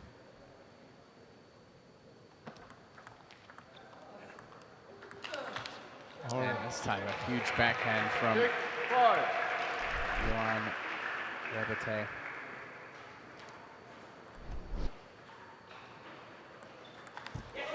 Swiss player adding some more international flavor here to what has been an impressive lineup in the inaugural season of Major League Table Tennis. And one of the things that surprised me quite a lot when I saw the draft was Almost like the United Nations with the number of... Yeah, really. 5-8. paddlers from Portland definitely took advantage of Christian's language skill set. Tyrese Knight from Barbados, Vila from Dominican Republic, Michael Tran, Texas, Jiwei, originally China, trained in Japan, now in Portland, of course, Kole. And Jonathan McDonald, who can speak Swedish too. Especially on the East Coast as well, you have an abundance of French players that have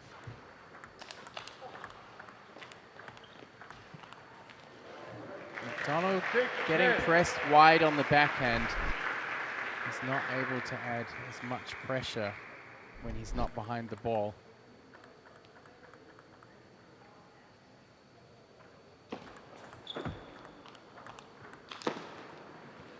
McDonald puts the ball long. Johan Rebate for the Texas smash takes game one, 11 points to 6.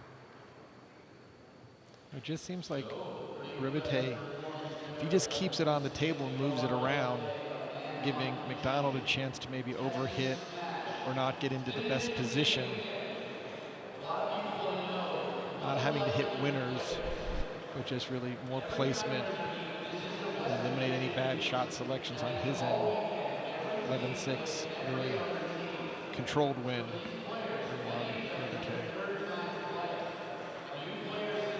I think Rebate, of the two of the players, has a bit more sharpness on the attack, both forehand and backhand. Donald tends to maintain a kind of softer control, plays some bigger shots. drawn out strokes. Takes a little bit more time to build up. Time.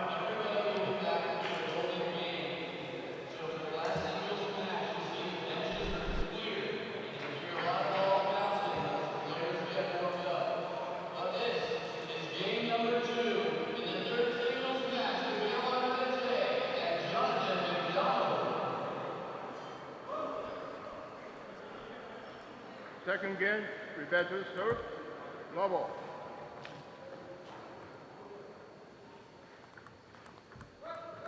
One low.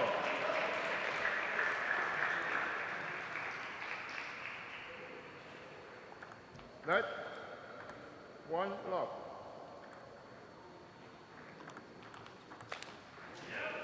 One all. McDonald doing a very nice job handling the deep serves. Getting it back into play with good quality spin. Yuan Rebate. Oh, what an angle there. Rebate with the unforced error on the forehand. McDonald hustling for those wide forehand retrieves.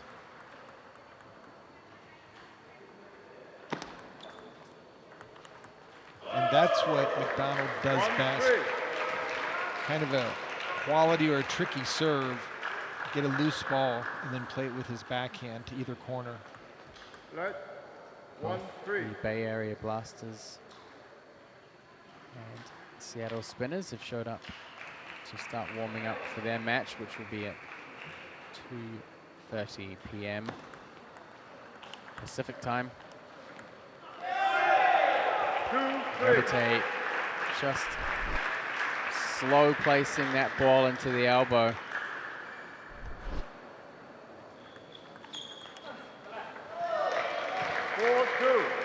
Just seems that McDonald's trying to change the timing and Yuan Rebate's changing the placement. McDonald's not always taking the small steps in order to get into position, but does favor his backhand side.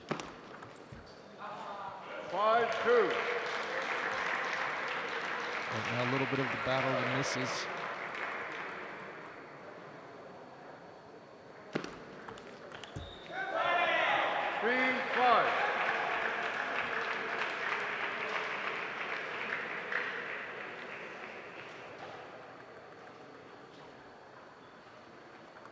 Net, 3-5.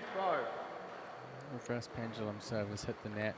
Net, Oh, it's amazing that I just said that and it happened again. I think the reverse just cuts so close to the net. 4-5. A great, long, fast reverse pendulum. It's a tricky serve to pull off. Net, net. Certainly a risky play after We've hitting seen the number net. of times even 4-5. just the complimentary version with Fabi Diaz, the backhand deep serve. She's had a couple that have caught the net also that have gone wrong. When you're going for it, you got to put enough spin in order to bring it down. And if that ball lands just a millimeter too close to the net, you're likely to net it, and then unfortunately with the amount of spin it can send it off the end of the table. McDonald starting off with a backhand loop over the table, but getting another just missed forehand opportunity.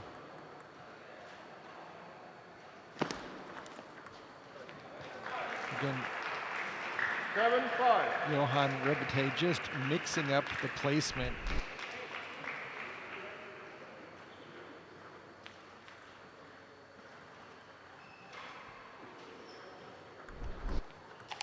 Oh, beautiful third ball attack by Rebate. Strong power. Tries it again. 6-8. Goes into the net. He's in such a good position so far, and especially after winning the first game and now having a lead in the second, just needs to temper down a little bit. I don't think he needs to take as many unnecessary risks. 7-8.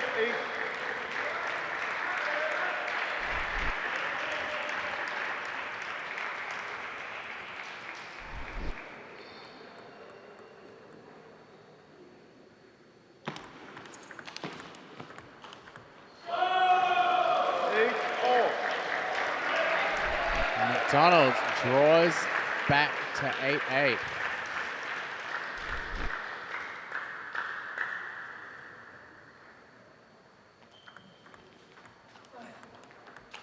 And that's a better combination of shots from Juan Rebate, taking his time. Just lining it up so nicely.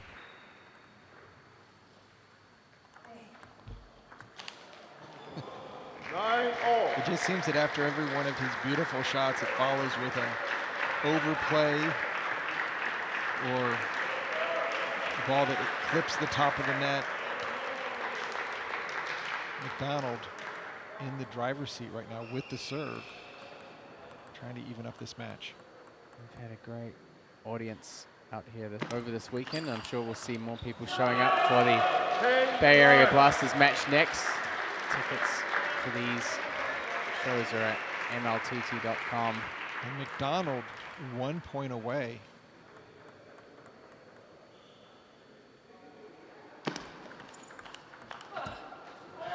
McDonald takes it, 11 points to 9. Rebate had control in the second game, but just not stable enough. And that was the most emotional expression. McDonald, after the 1-2 combination,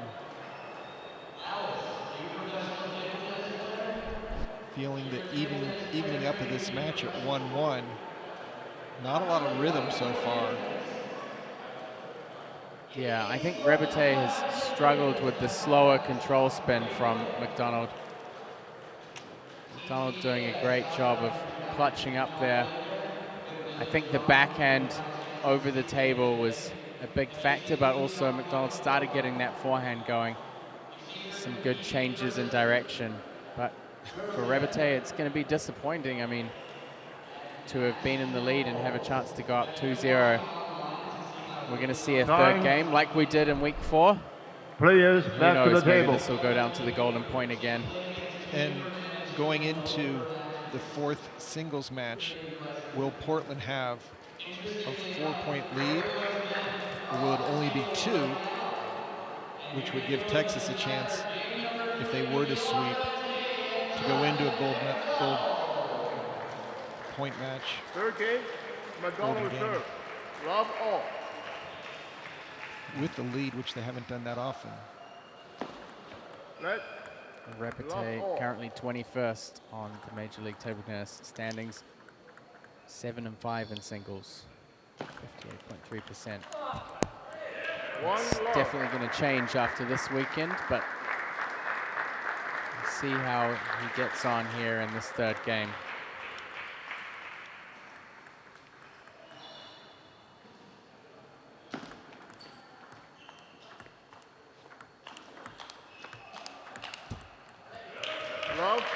The pace of McDonald just proving awkward for Rebate, and you can see him, he doesn't really have a set pace. He slows down and gets drawn into the trap and then tries to speed up too quick.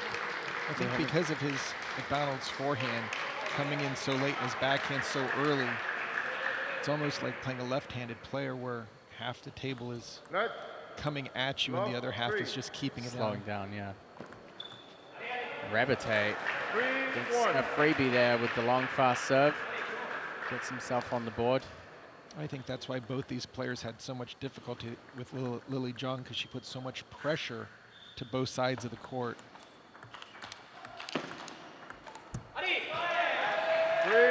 Donald just mistiming that forehand.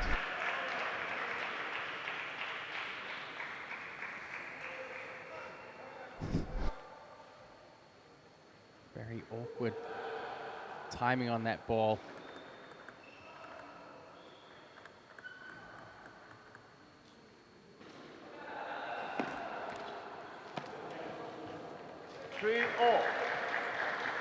Rebate clips the edge. Deep cut on that serve return. Now, important to note here, the Portland paddlers don't have any timeouts remaining. So if things get close here. That would have been a great serve return by McDonald. Nice deep push. Donald puts the ball long.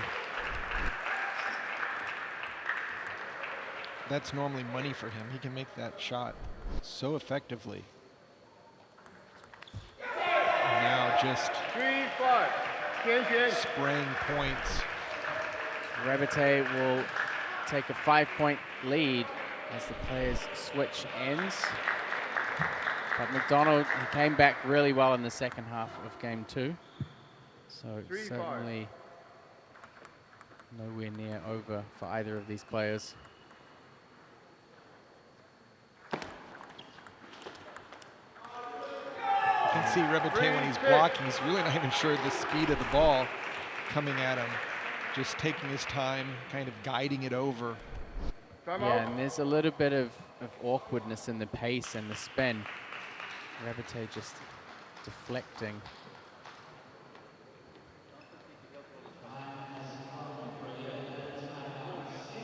So,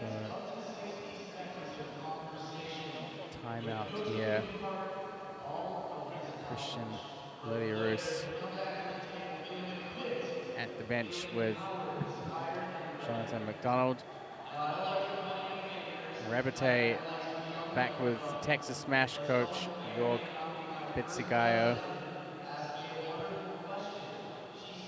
There will be no timeouts remaining after this. So just a lot of deep serves from both players.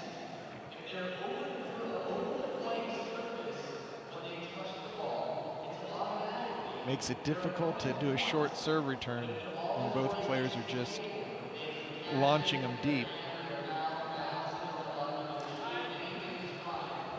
Time.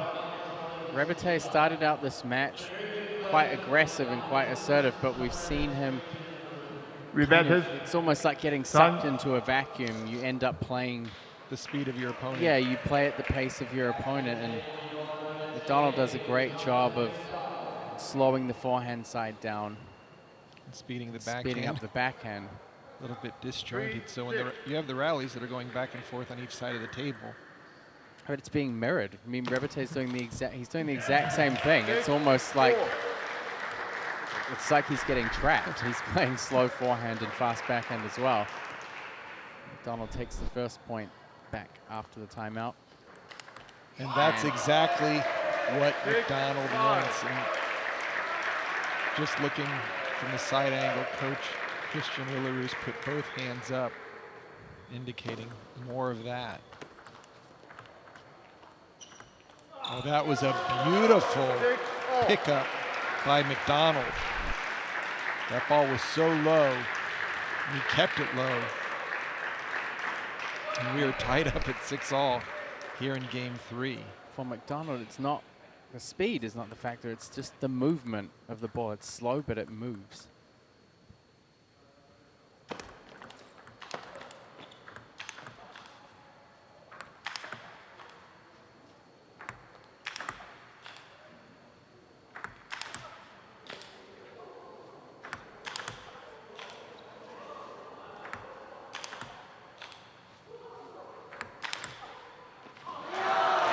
McDonald gets the task done. Certainly using his height to his advantage there. Just solid smashes. Looked like he could smash all day long. Great timing. More importantly, watching to see where Rabate was before going out to the forehand side. That's going to put him in the lead here. 7 points to 6.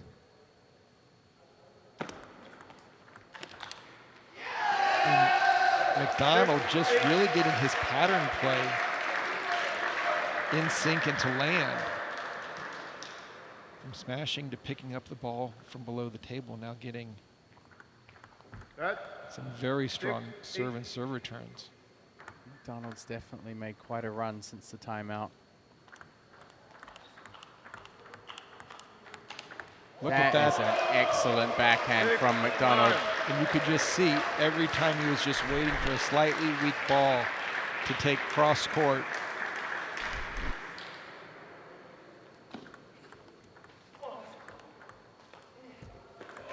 What a side spin net ball. Robite just lifted this up, caught the net, spun its way over.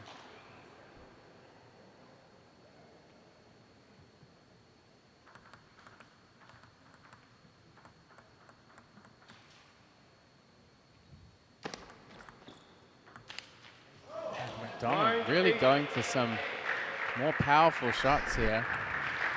No, I personally think that that's a shot he should take. I mean, it's his favorite shot. His backhand is so strong, he's going cross court with the serve 9-8. He's been serving so many deep serves. And 10 points to 8. Interesting, a deep serve to the backhand and then kind of a slow forehand. Yeah, yeah, and we saw him do it before as well. Might as well just put pips on the forehand. It's an unusual combination. Most players will follow up fast, but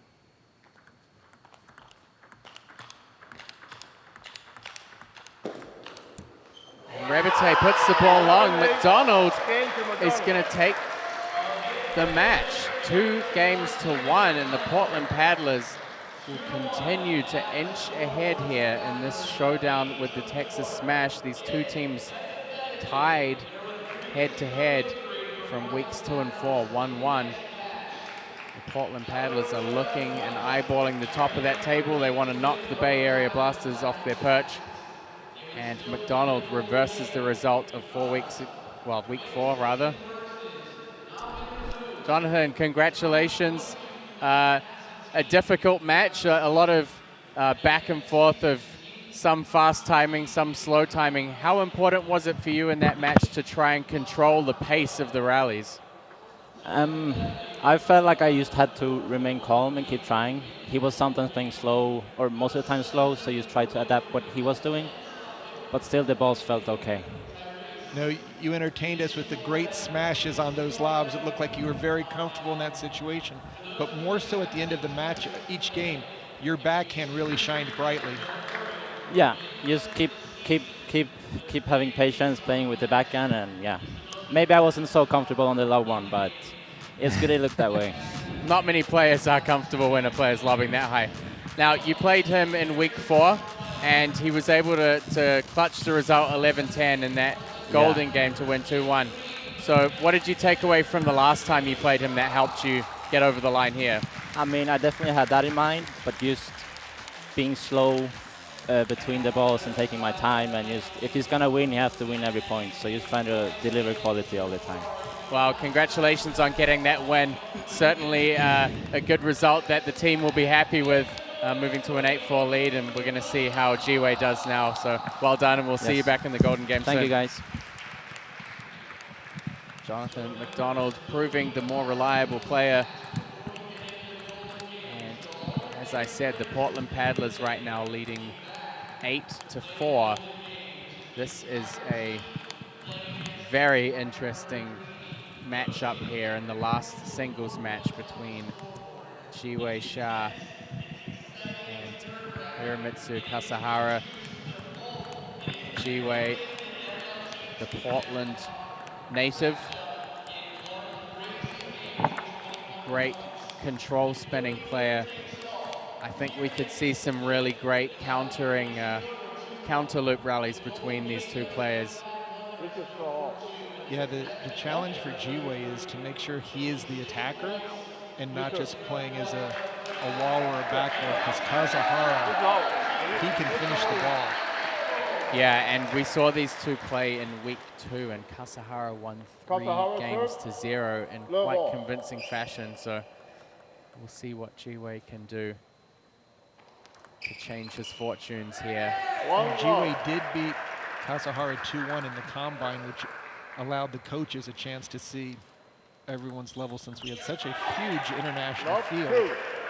A lot of these players were new to the coaches that were the first picks of Major League Table Tennis. 1-2. And you will see a lot of positive energy from Jiwei.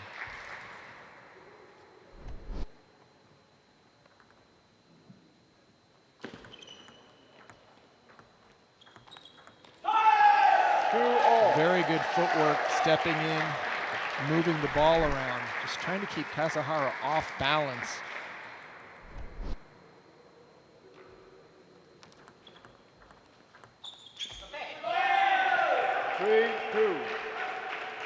Both of these players will be looking to try and get him first, so the short game and serve receive is going to be really important. Kasahara in his match against Tao and Zhang this weekend showed incredible stability with that heavy topspin backhand opening.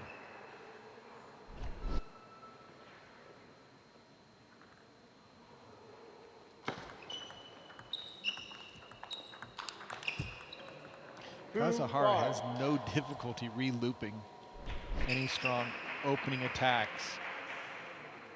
Just great racket speed. Moves so quickly in both directions. 2-5.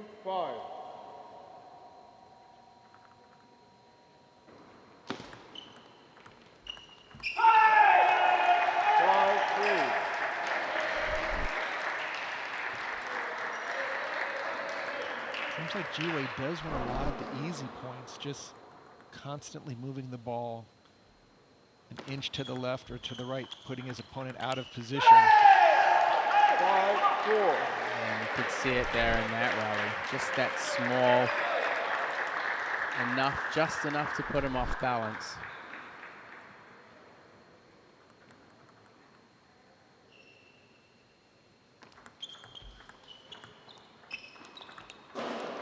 Oh, second time we've seen Jiwei do that on a big point. Excellent backhand off the bounce, down the line. Seeing Kazahara getting ready to step around.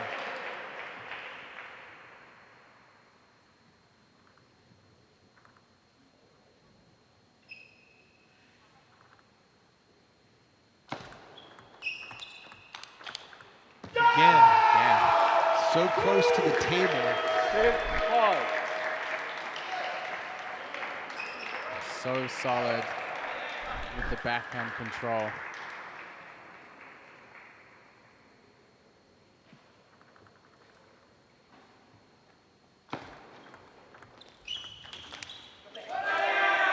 That push went too high. Kazahara made Jiwei pay for that one.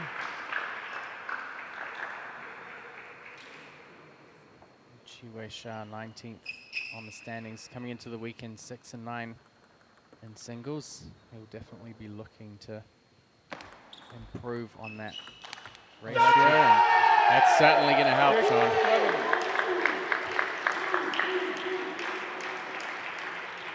And Jiwei's able to unleash a strong attack, considering he's playing so much control, moving the ball around.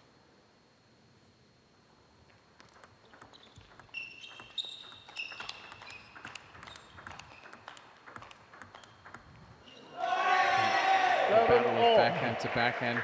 Not quite the high pace that you would usually see in backhand rallies. And in the end, it was actually just the slowness that forced the error.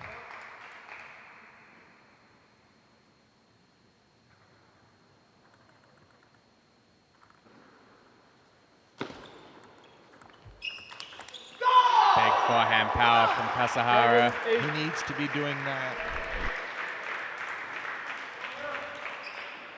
I mean, if he can repeat his performance from the last time they met, it would bring Texas Smash back to trail just by one.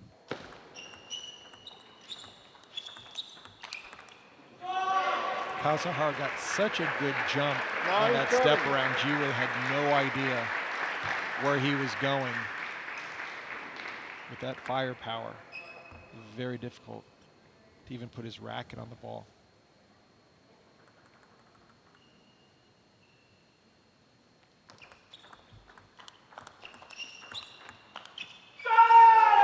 Kasahara gets caught leaning back. Again, great placement from Jiwei.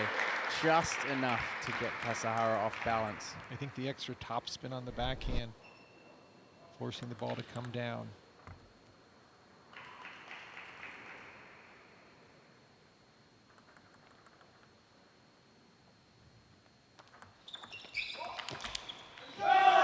had a chance. 8-10.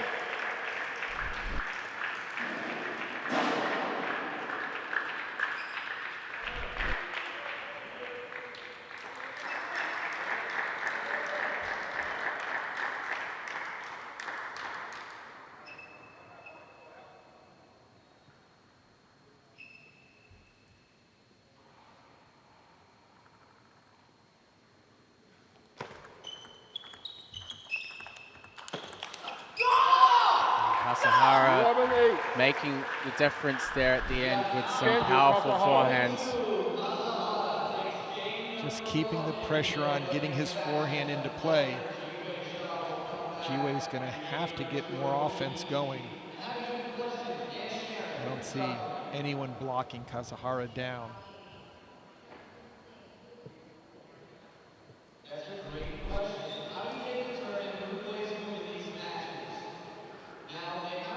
So Ji-Wei's got his work cut out for him.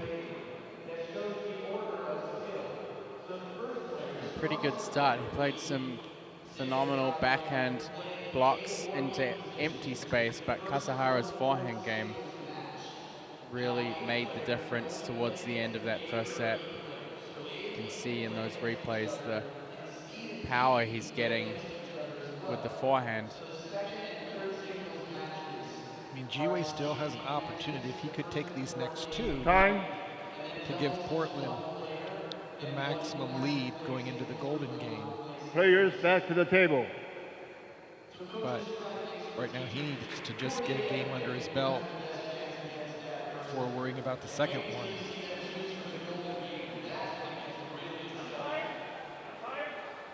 Kasahara, by winning that first game, oh, there's Koyo Kanemitsu from the Princeton Revolution with team owner Roger Kang.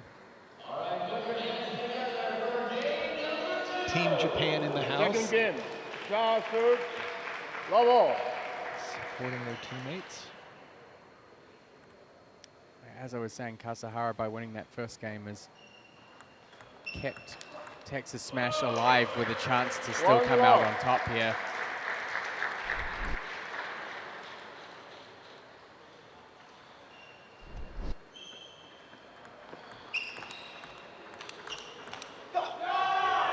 Ji-Wei going for some earlier timing with the forehand counter. And much more aggressive too.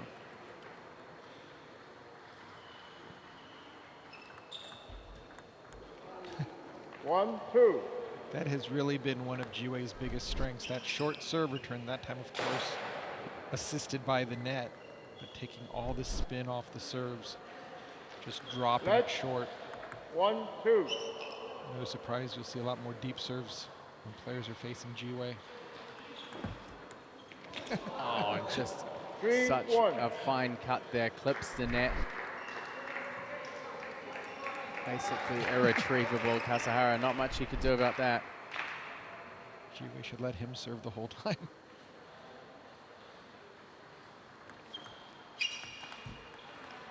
Three, 2. Not easy to go over the table. Those short balls are short.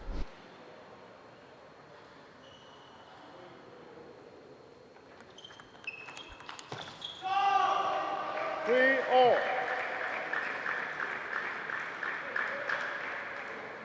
So difficult for Ji-Wei once they get into that toe-to-toe offensive battle. Thinking as a blocker, not easy to cover. Kasahara can land his attacks. 4, 3. And then Ji-Wei looking for the backhand to possibly block Kasahara out of position. There the 3, serve 5. popping up a little bit.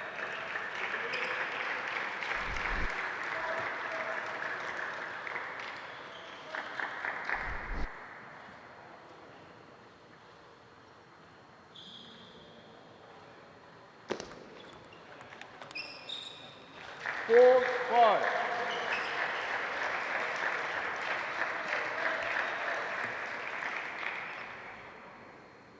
Kasahara holding the lead here in game 2.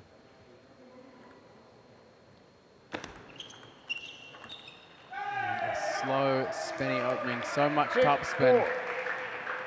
Even for a player with such good control like Jiwei. Ball just kicks off his racket. 7-4. See lots of variations. Jiwei making some adjustments after the last ball, but sends the ball into the net. There's the deep serve. But Jiwei able to counter it from the backcourt. Kazahara stuck up at the table. Couldn't get around to play another forehand.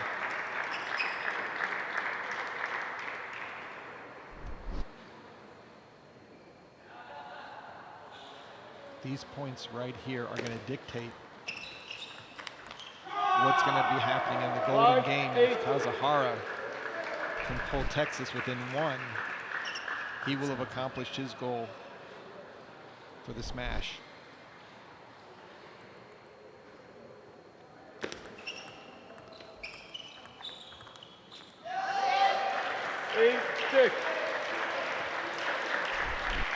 Jiwei with a nice soft flip out to the backhand.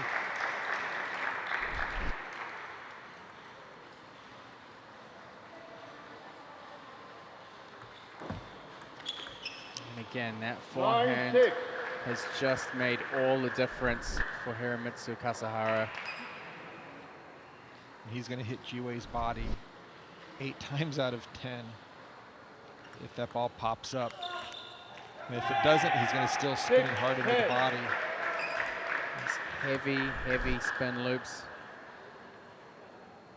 Just paying dividends for Kasahara. 7-10. Jiwei going a little bit more offensive-minded here with the serve trailing 10-7.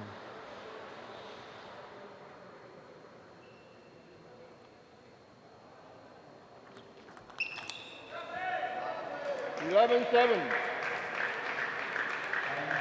So 11-7 for Kasahara.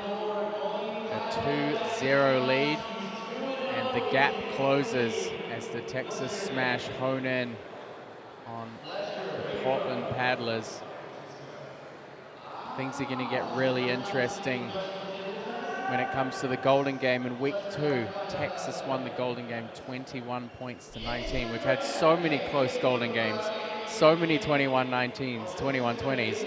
But in week 4, Portland won the Golden Game against Texas 21-7. Then again, they did have a 5-point head start going into that game.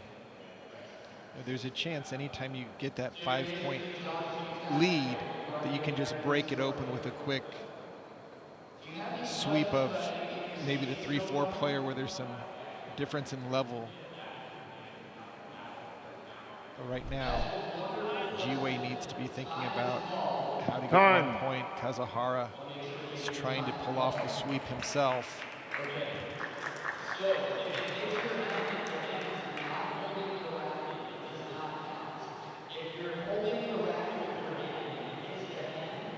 Look at a player like Kasahara with so much experience. Twice a bronze medalist in the Japanese national championships. It's a link there for the Major League Table Tennis shop. The merch has been really great. We've seen players out here, not players, spectators rather, with the Bay Area Blasters shirts on across the weekend. And even some players with Princeton Revolution shirts out here all the way on the West Coast, and I think Roger Kang probably had a lot to do with that. And Roger's been at every match so far, lending support to the league, and of course, his newest owner teammate, Dmitry Ovcharov, which really takes it to the next level with international players wanting to get behind Major League Table Tennis in the United States. There are plenty of rumors out there that Ovcharov might be interested in playing in Major League Table Tennis come season 2. That would certainly spice things up, and I think, of Cole played again, he'd have some competition on his hands. Jiwei Sha off to a 4-1 lead.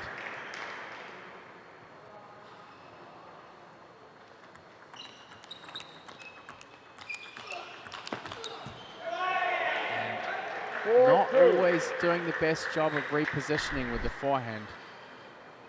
He tends to play one good counter and then just...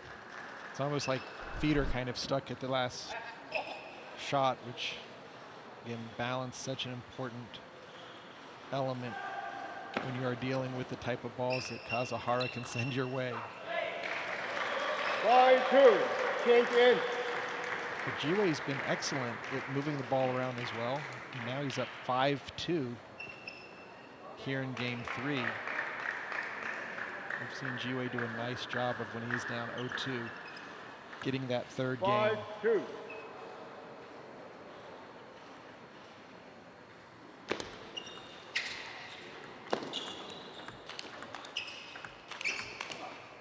I don't know how Jiwei recovered from that. Just a slight moment of indecision on the receive.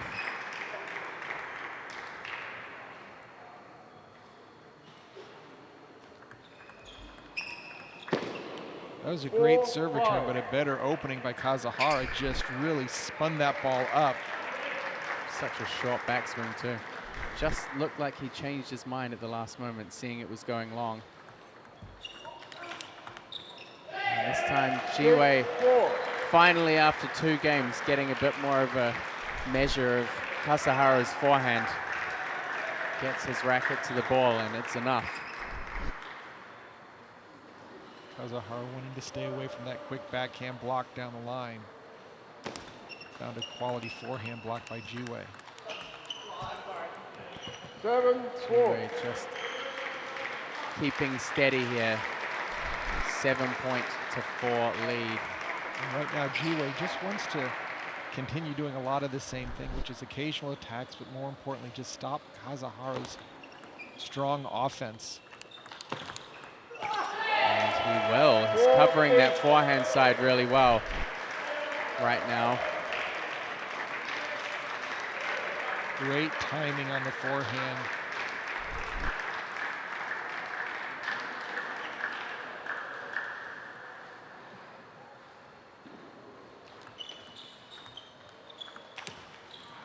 Jiwei had it lined up. Just so much topspin on Kazuhara's opening shot.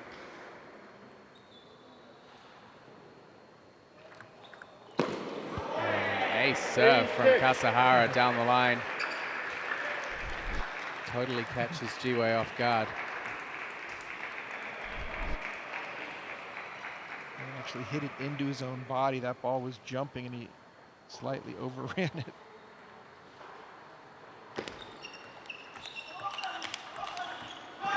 Kazuhara.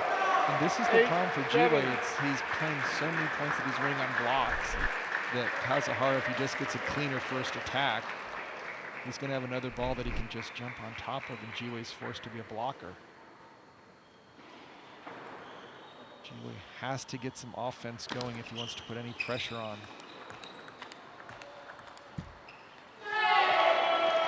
Jiwei just steady enough to get through these points.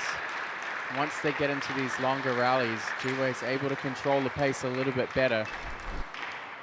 He can use the tempo as well as when he's closer to the table. Kazuhara just wiping some sweat or moisture from the racket.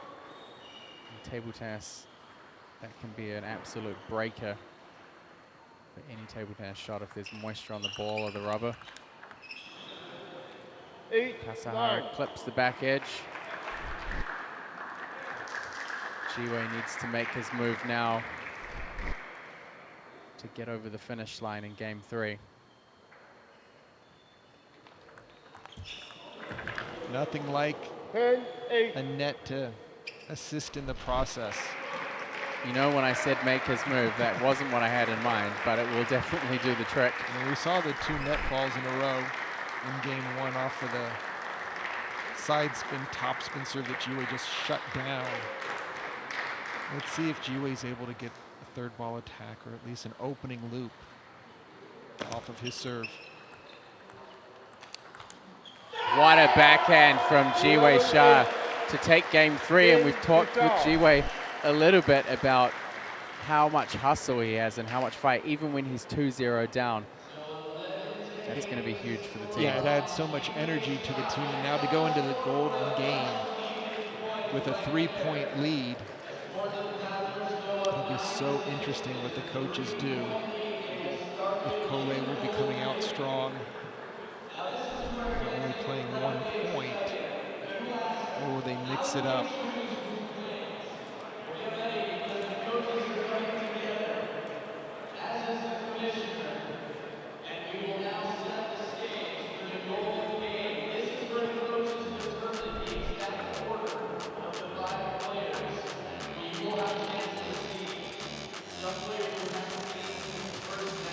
So taking a look back at some of these matchups, some great singles and doubles showdowns, some very close matches.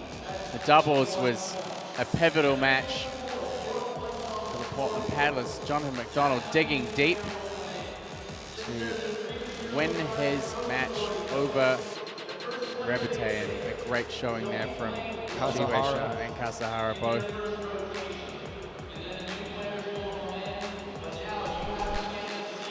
Down now to Commissioner Flint Lane.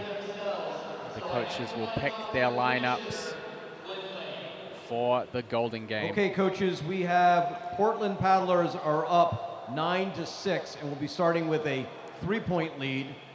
Since you're behind, Coach, you will be picking first. Yohan Rebate is your number 1.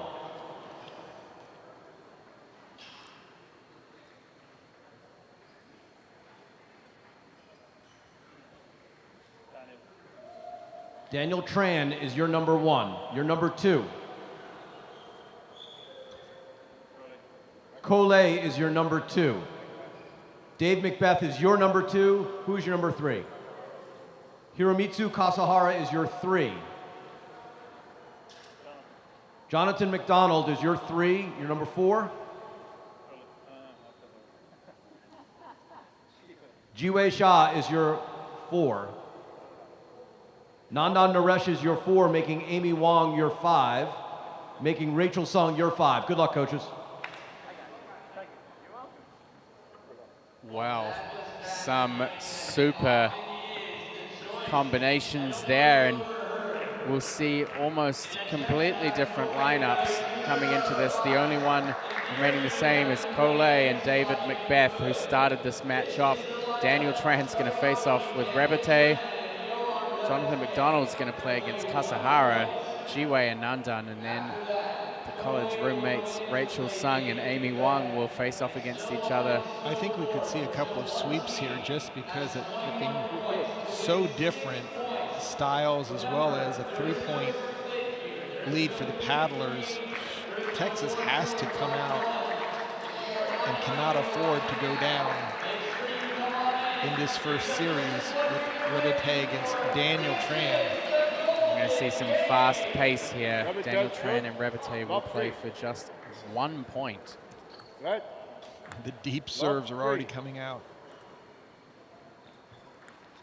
And Rebate will take it now. Each player will come out here for just 4 points each, substituting in 1 Golden Game to 21. If it does get to 2020, which it has on quite a few occasions, there will be 1 golden point to finish things off. Cole and David Macbeth. See if Cole can bring some of the 3-0 magic he brought in the singles, or whether Macbeth can deal some damage here in the Golden Game.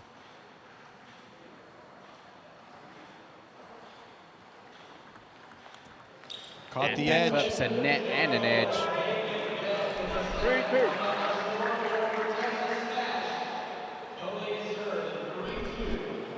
Cole opting for a backhand serve. He's not going to have to worry about that ball going out to his forehand as easily. And Macbeth a little bit tentative, a tough placement to go down the line. The definitely wanting to stay away from Cole's forehand. And Macbeth with the mini break.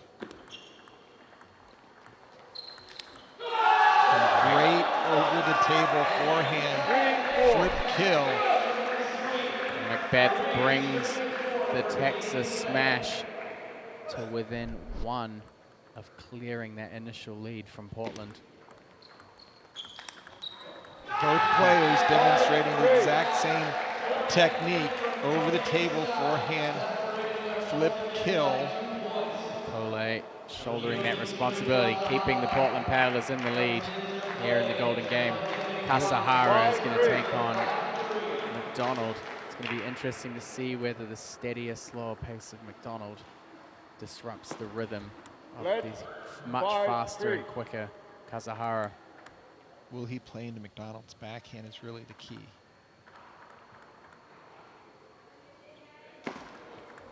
Net, The 5-3. net serve. Weirdly enough, the majority of net serves that we've seen have been from this near side of the table. I struggle to remember the last one from the other side. Oh. And McDonald just swings the ball in down the line. And really, it seems like taking that forehand a little later might make a ton of sense just because Kasahara has so much speed. Great placement down the line, but again, the deep serves.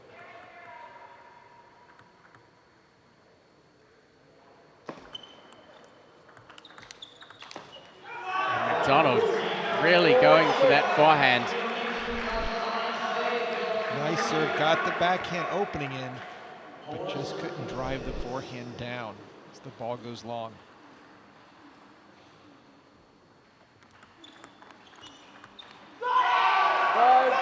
Kasahara. 2 points off of errors from McDonald. Brings it back within one. McDonald could have.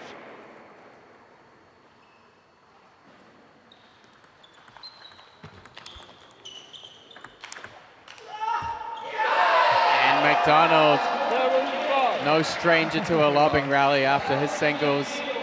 Takes two, it's a split. This is going to be a great matchup right here. Nandan promised us some extra beautiful shots here. 7-5. Look for Nandan to take the offensive opportunity here.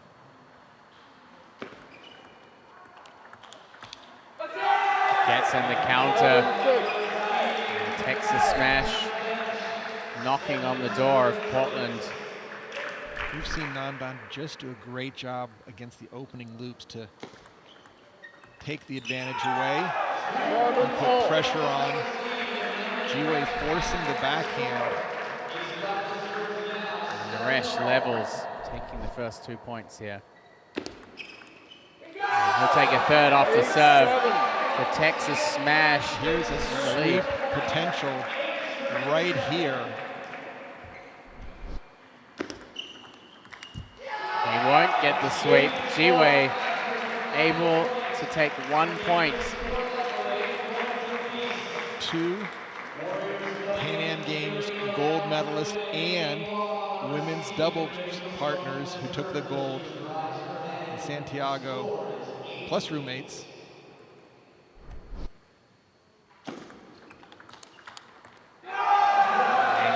Take the first. Rachel very offensive off the serve.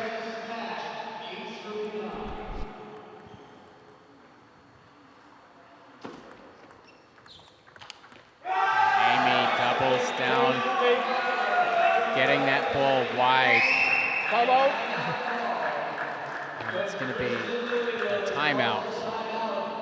From the Portland Paddlers, they have 1 timeout during the Golden Game. Just seemed in those 2 points, Rachel took it upon herself to initiate the opening. Amy just took her time, turned that first attack against Rachel with some very well placed counterattacks. Get another look at those 2 points there. And Amy's out on the table, ready to go, while Rachel's getting some advice and tips. I mean, this has been a bread and butter strategy that Amy's built her game around since she was a very young kid.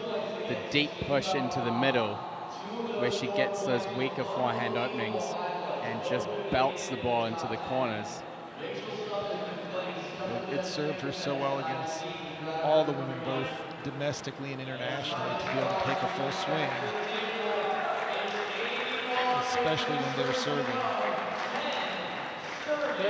So now, Texas with the lead. Halfway through the golden game. And Sung puts that loop long. Amy Wong potentially looking for a sweep here.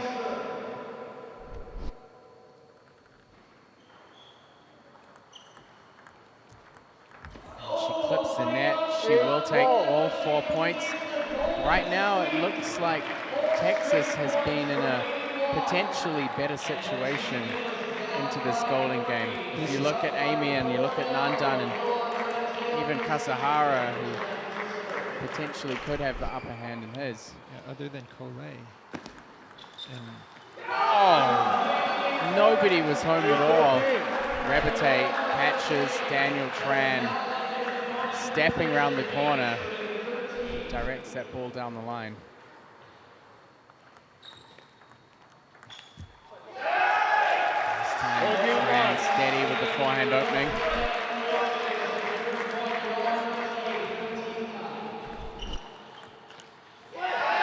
two very purposeless points from Rebate, just kind of putting the ball into play. And Daniel Tran takes 3 from 4. After the very first ball, Rebate played so well, just kind of like he just walked through those last 3 points, and they were huge for Daniel Tran. This round between Cole and Macbeth is going to be crucial for both players. Macbeth picks the ball up. Smart play. Knowing the potential for sweeps from the Texas smash side.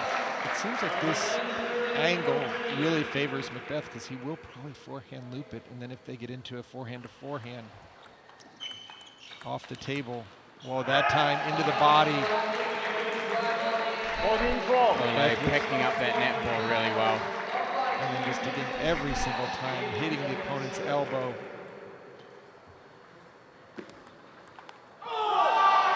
Aggressive play that goes long. And the Texas smash and maneuvering into a very favorable position here in the golden game. Going for an extreme angle there. Could not land it.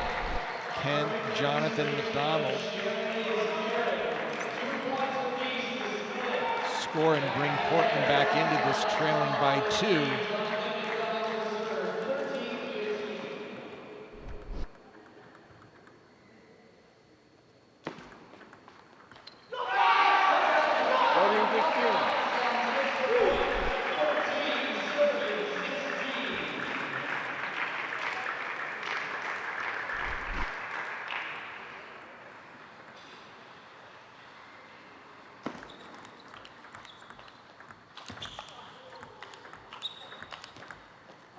McDonald fighting for every ball out there. Kasahara. Adding a little extra to that final loop and with the serve. Action on that first forehand from Kasahara is difficult to deal with, and he's pumped.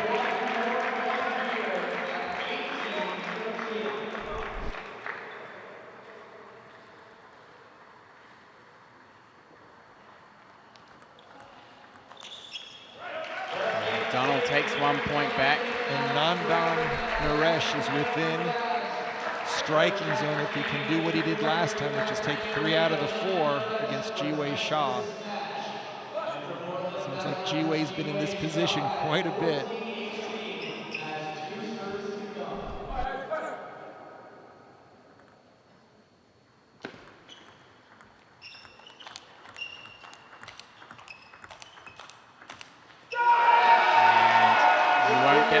course, G-Wei staying steady there on the backhand and forehand, further back from the table.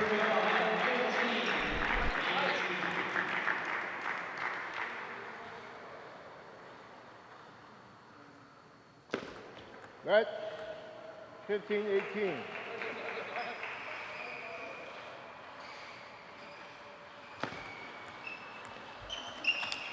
Oh, solid block. 18-16. I'm not going to say he baited him, but he played a great ball to the middle. And that's going to force a timeout from the Texas Smash. Coach York Betsugayo. Nandan running over to the middle of the forehand to play that backhand right into G-Wei's backhand. And I'm sure York will be probably reminding Nandan that he doesn't have to play that quick or that fast. He's putting a lot of pressure on himself to try and hit through G-Wei. Taking big shots. Not probably the only way to win.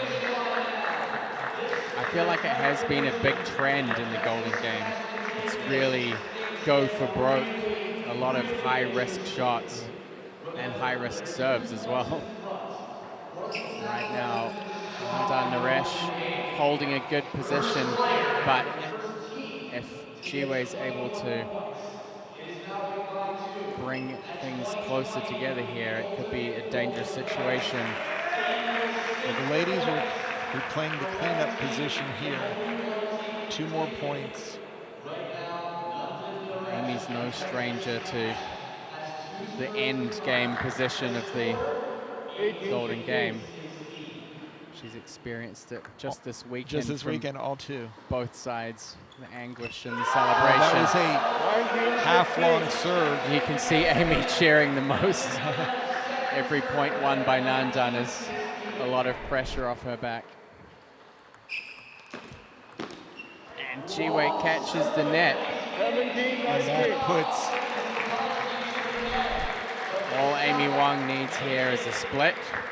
She won 4 clear points in the first round of matchups of this Golden Game.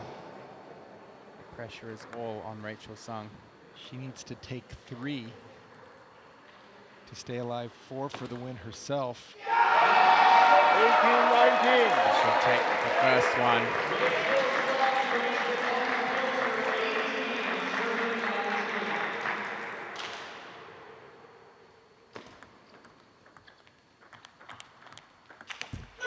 Rachel going for a bigger shot than she usually would to try and finish early. Amy Wong. Not easy to smash that loop either. So 2 serves. 3 opportunities for the win. If it goes to the golden point. Daniel Tran against Rebete.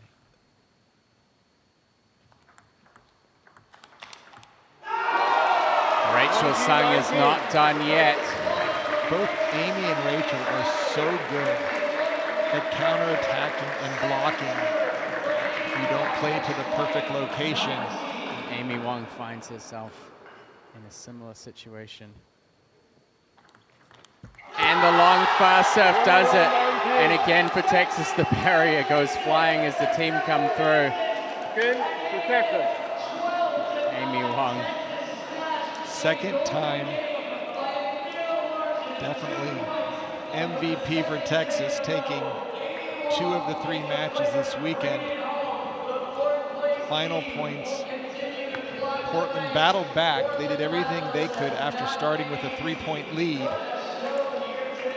And I think the order of this Golden Game, a well-selected lineup from Coach York Betsugayo, and he's shown time and time again that despite the team falling to the bottom of the table, he has so much confidence in his team and has talked about, you know, the players having the skill set, but it's all about the preparation, the attitude, and it's shone through this weekend. Jorg, congratulations on a great weekend for the team. I know you've talked a little bit about having that confidence in the players, but really focusing on the attitudes and the team spirit and how the team comes together. Talk us a little bit about how your process is as the coach to ensure that you get the best out of your players? Oh, how the process is. Well, we are trying to spend a lot of time together. We always meet like 3 days before the competition to practice together. We are trying to group up. We are trying to build a team. I think that's a little different approach compared to the other teams. And I think at the very end this helps us a little bit because again we don't have the strongest individuals compared to the other teams. So our chance is just to stay together very close, to keep fighting. I actually told our team today when we were down 4-8, I said, listen guys, don't worry. I feel we are playing better than them, right? We are not taking the chances we create, and that's why we are behind. But I still feel we are better than them. And we showed yesterday we can come back. We need to believe.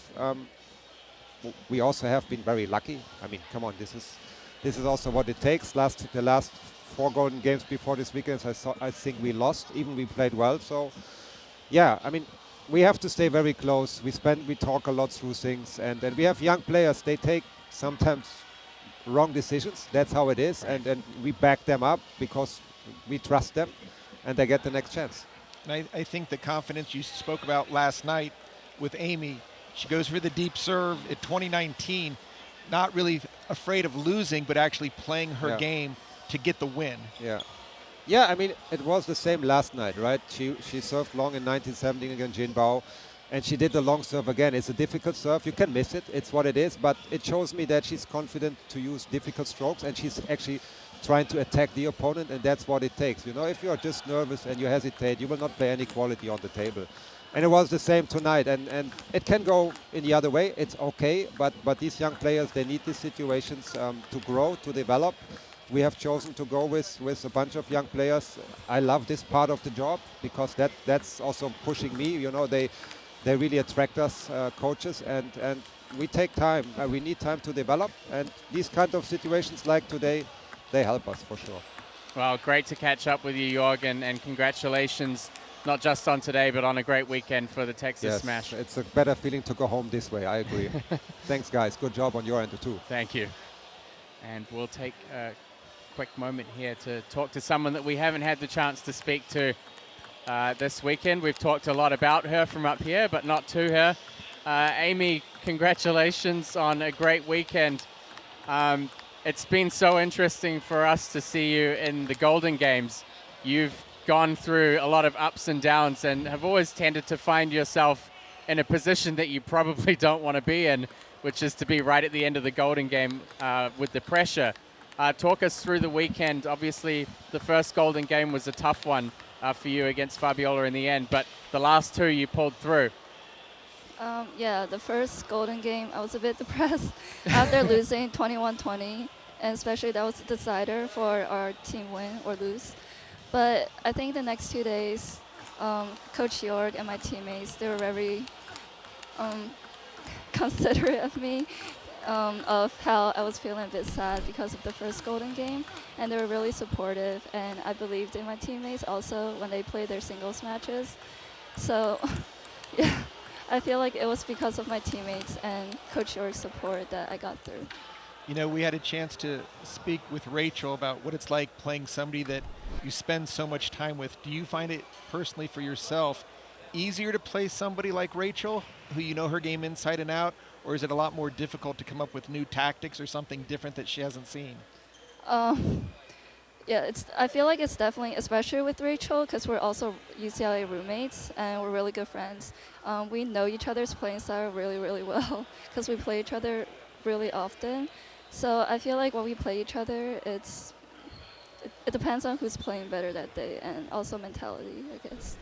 And Amy, over the last 1.5 to 2 years, you've had such fantastic results, not just here in the US, but across the Pan Am region in particular, and international.